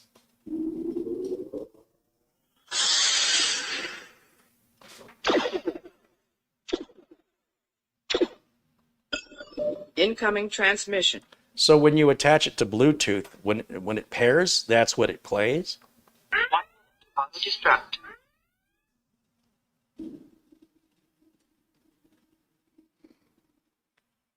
And then it's cycling back around again. You've got a power button here and a Bluetooth. Oh no, this is mode. What does mode do? Oh, if you want to turn the lights off, I guess. Lights off and on. All right, so as a model for like under $60, it's a pretty nice model. Now, this is the speaker. This is all you're going to get. It's not stereo. It's not Fidelic.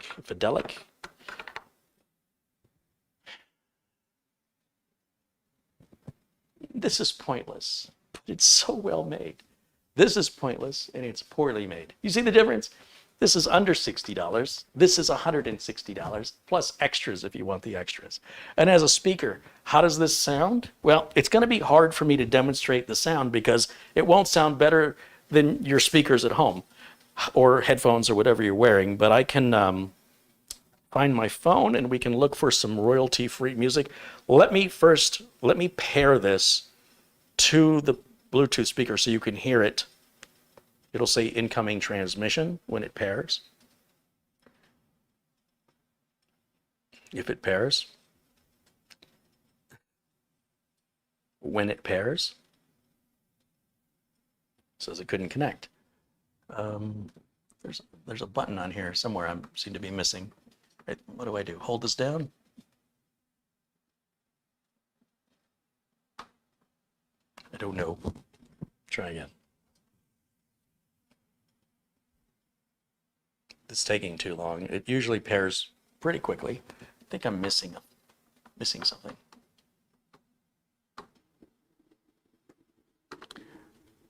If you hold the mode button down, it's playing the engine sound, which is a nice white noise generator to sleep next to. if you like that sort of thing.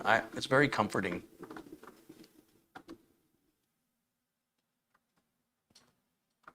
One of these buttons is for pairing.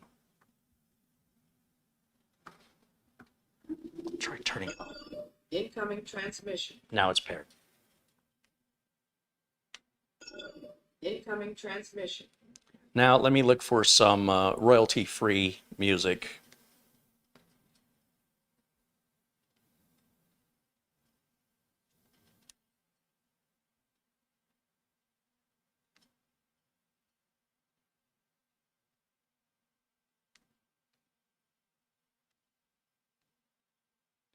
Oh, somewhere in here there should be some royalty-free music I can try.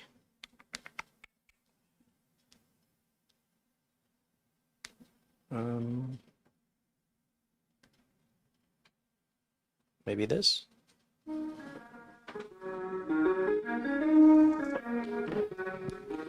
I'll walk over, bring it to closer to the microphone.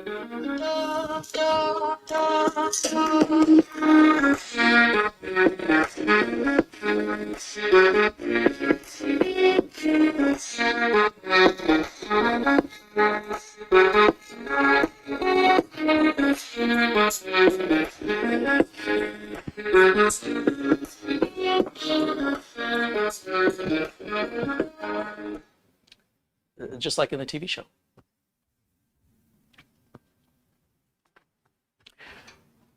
As a model, great. As a Bluetooth speaker, not so much. Anyway, I wanted to share it with you. I thought it was kind of cool, kind of a little hidden treasure I found on Amazon.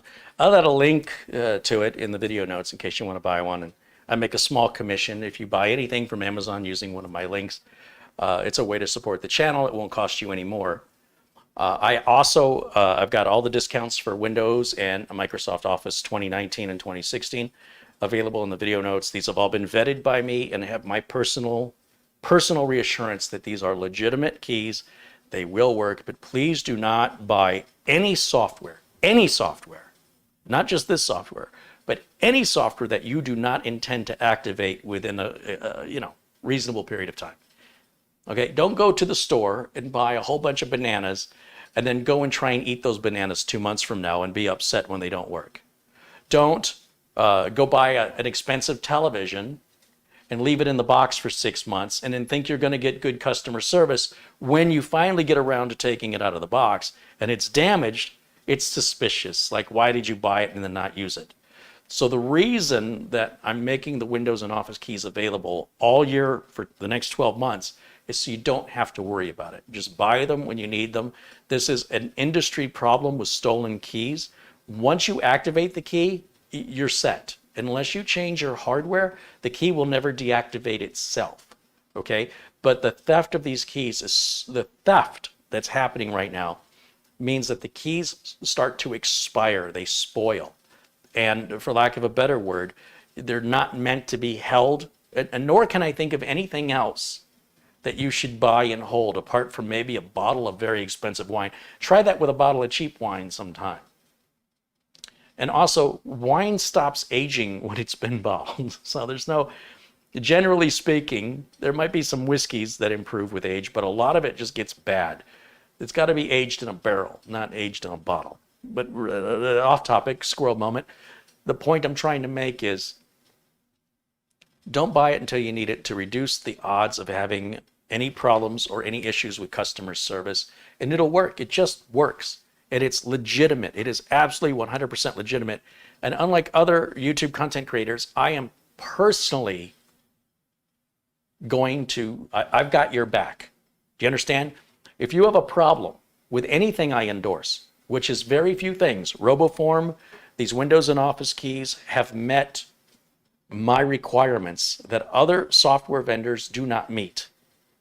Okay? I'm not doing what everybody else does. This is very different. And if you don't have a trained eye, then you're not seeing the difference. And the difference is I am personally reassuring you that if you spend money on any product that I endorse, which is again, RoboForm and these Windows keys, and for a while I was endorsing Acronis, that if you have any problems whatsoever, you contact the company and they will take care of you. And if they don't take care of you, then you bring it to my attention and I'll make sure that one way or another you have a refund or working product. Now, I had somebody reach out to me that had some very unreasonable expectations, and then they wanted a refund, and the company said, for the Windows, they said, we'll give you a refund. I don't think they should have gotten a refund because they can't return the product keys. Once the company gives you the product keys, you already have them. So then demanding a refund is sort of like you get the product and the money. That makes you out to be the thief. You're the scammer. It is a very difficult situation, but the company still refunded this person's money and then told me about it after the fact and said, what are you going to do about it? What do you mean, what am I going to do about it? You got a product, you have unreasonable expectations, and the company's refunding your money. What else is left to do? You either have a product or you have your money. That's it. If you already asked for a refund and they already granted you the approval for the refund, there's nothing else for me to do for you. But if you actually want the product, some people say, well, to download Office 2019, you have to sign into a Microsoft account. I don't want to sign into a Microsoft account. I don't want a Microsoft account, and I'm not going to open a Microsoft. I'm like, just stop. You don't have to do that. That's the way Microsoft wants you to do it. It has nothing to do with a software key seller. That's a Microsoft policy. But I've already shown you the hotdog website where it downloads the ISO images. And then there's some of you that go, well, that's not coming officially from Microsoft, so how do I know that it's real? Oh my. I love working with the public. But the good news is, the vast majority of you, 99.9%, have said thank you and you've appreciated the hard work and my personal guarantee. And 4 of you are a pain in the butt. You know who you are. Thank you guys so much for joining me today. I hope you enjoyed today's video.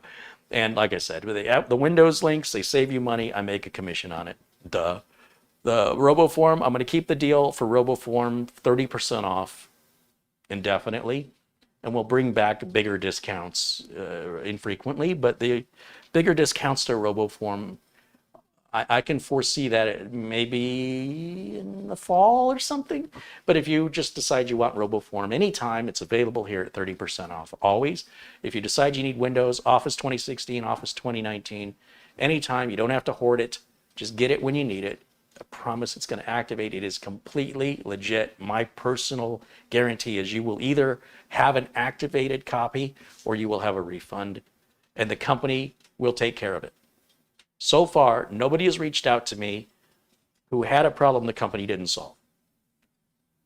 And the company is highly motivated to solve your problem, because if the company doesn't, and I have to keep spending my own money to reimburse you guys, I'm not going to endorse that company anymore. So if you were the company, would you rather give back somebody's $20, or would you rather give up thousands of dollars in future sales? It's a pretty easy decision. It doesn't really matter what they want to do, it's what they have to do. So logically, you should feel safe and secure. I'm not one of those YouTube content creators who's out for the money grab. I want to make sure I wouldn't sell you something, I wouldn't sell my own customers, and I have a liability most YouTube content creators don't have, and that I actually have a real business to run, where I have accountability and liability. And there's some people out there that are just never going to understand that. So there's nothing I can do about those people, but I'm still going to do the work for the rest of you, the 99.99% of you that appreciate it. And I appreciate you. And I'm doing what you're asking. The next thing I've got is I found a company that does technical support in the United States with trained technicians who don't read scripts, that are available 24/7 on an affordable subscription basis. And you can call them as often as you want, because this channel is getting too big for me to answer all of your questions. And if I send you to a free support site, you have no guaranteed answer, no liability. You understand liability? You understand that if you go to a free support site and you leave a message, there's no guarantee you will get a response. There's no guarantee you won't get 10 responses that all might be different. And there's no guarantee at the quality of those responses or how accurate they'll be, because there's no accountability, because it's free. So the goal is to find a company that does actual professional technical support that you can call as often and as frequently as you want to speak to somebody who has English as a first language, who is not difficult to understand in a foreign accent, because that's frustrating. It's nobody's fault. It's just frustrating. And isn't reading from a script and you're going, geez, I know more than the person I'm talking to on the other end of the phone, right? We've all experienced this. And you don't have to be discouraged. What's it going to cost me this time, right? You pay a flat rate with no contract. No contract. You pay a flat rate. You get professional support with a guaranteed service level agreement, meaning they're going to respond to you within a certain time period. And that response, they're held liable for. So they're held liable to get back to you within a certain time frame, and they're held liable for the information they're giving you. None of this you get from free support. Now, I don't care if you use free support, but they're not the same things, okay? Free support has no liability and no guarantees. You're not going to get liability and guarantees unless you pay something, but you shouldn't pay too much. So I think I found the perfect balance, and I'm going to bring them on next week. And ironically, the company is here in the Phoenix area, and I think we'll try it out and we'll get honest feedback from people who use it. My viewers who want to use this service, I'm begging you to respond to me and tell me how your experience was, because I'm 90% sure that this is exactly what I just said it was, and that they are customer service oriented, they meet their service level agreements, and the quality and clarity of their answers is spot on, and they don't nickel and dime you. It's like a $40, $30 a month, and no contract. You cancel. It's not like a gym membership. You got to sign a 3-year agreement. This is, you pay for it month to month. So they're motivated to keep you happy, so you'll pay again next month. Everything sounds perfect, but the only way we really know how it works in reality is if I offer it and you guys try it and let me know if there's any problems, right? Obviously, if there's any problems, you let them know first. You give them an opportunity to correct it. If they don't correct it, then you bring it to me and I will take it directly to the CEO. And if a lot of you are coming back with issues, I won't endorse it. Who else does that on YouTube? Who else? So you can value that or not value it. I don't care, right? I appreciate if you at least accept, the effort I'm going through and the fact that I'm putting my reputation on the line. But it's not required that you approve of it. It's just that you understand it's very uncommon on YouTube for a presenter to take any personal responsibility for anything they recommend. I've never seen it before. So as far as I know, I'm the only one that does it, and that's why I just don't sell anything. And if I do sell something, it's something I would sell to my own customers under the accountability and liability I have in real life. So with that, thank you guys so much for watching. I will look forward to seeing you guys again next week. I'm going to try and get that interview with this tech support company, but we'll do that live next week, and we're going to learn more about the company. I know they've been in business for 16 years, more than 16 years. That's not a mistake. Nobody's accidentally in business for 16 years, so they must be doing something right. And then we'll give it the litmus test. But I very much would like to be able to tell people who are asking me for help, I would like to point them to where they can get answers when I don't have time. I'm just, so many people constantly emailing me with no consideration, apparently, that nobody else is emailing me. Like, oh, this guy's got a good YouTube channel. He's got 54 million views. I think I'll send him an email. He's probably lonely and nobody ever talks to him. I get tons and tons and tons of messages, and it's getting to be overwhelming, and I want to help everybody. So the least I can do, if I can't help you personally, is point you to where you can get help. And I've only been pointing people to free help, which is hit and miss. Sometimes people go, I went to the free help sites. Nobody's responding to me. There's nothing I can do. I still can't help you. I still don't have any time. So now I'm hoping I will solve that by saying, look, $30 or $40 a month, whatever it is, month to month, try them out. You want to call them 10 times a day, call them 10 times a day. No problem. And that takes the burden off of me, but in a way, I'm still helping you because I'm at least giving you some guidance. So I hope you understand the motivation. It's not a money grab. I will make money from it, and why shouldn't I? But I don't think I'm going to make that the primary source of income. So if I can help solve a problem, I have no problem collecting a little bit of money in exchange for that. And again, there are free services. If you want free, then get free. I don't, it's not my choice, but they're not the same thing. And anyway, my thanks to everybody who's contributed today. Thank you again to Peter Laycock and Jack Wilson for some very large contributions, many contributions from AC's drafting today as well. And of course, all the rest of you with all of your contributions, which YouTube is no longer showing me. I can see the last few, and I will read out loud the ones I can see, which is from Madi UL. Thank you again, Madi. Pratap Gunrig and Samuel Ramos. And Go Shadow, Michael Martin, Steve M. Steve M had a $50, $60 contribution. Thank you, Steve. Mark Hunter, Joshua Robinson, Rick Lakes, Nabolsa Botic, Dial Bauer, another from Steve M, Red Dragon, and that's all I can see. For everybody else, I'm sorry if the name's not there. Don't take it personally, but I do appreciate your support. I appreciate your kindness. Thanks for hanging out with me. Enjoy your weekend. Summer is here, basically, and I hope to see you all very, very soon. Links for everything I talked about are in the video notes. If I've left anything out, please let me know. I have to find an exit video now, so just hold on a minute. I have to be a producer.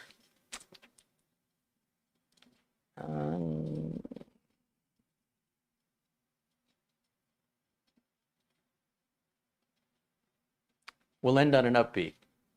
All right, guys, thanks again for watching. I'll see you all very, very soon. Until then, bye for now.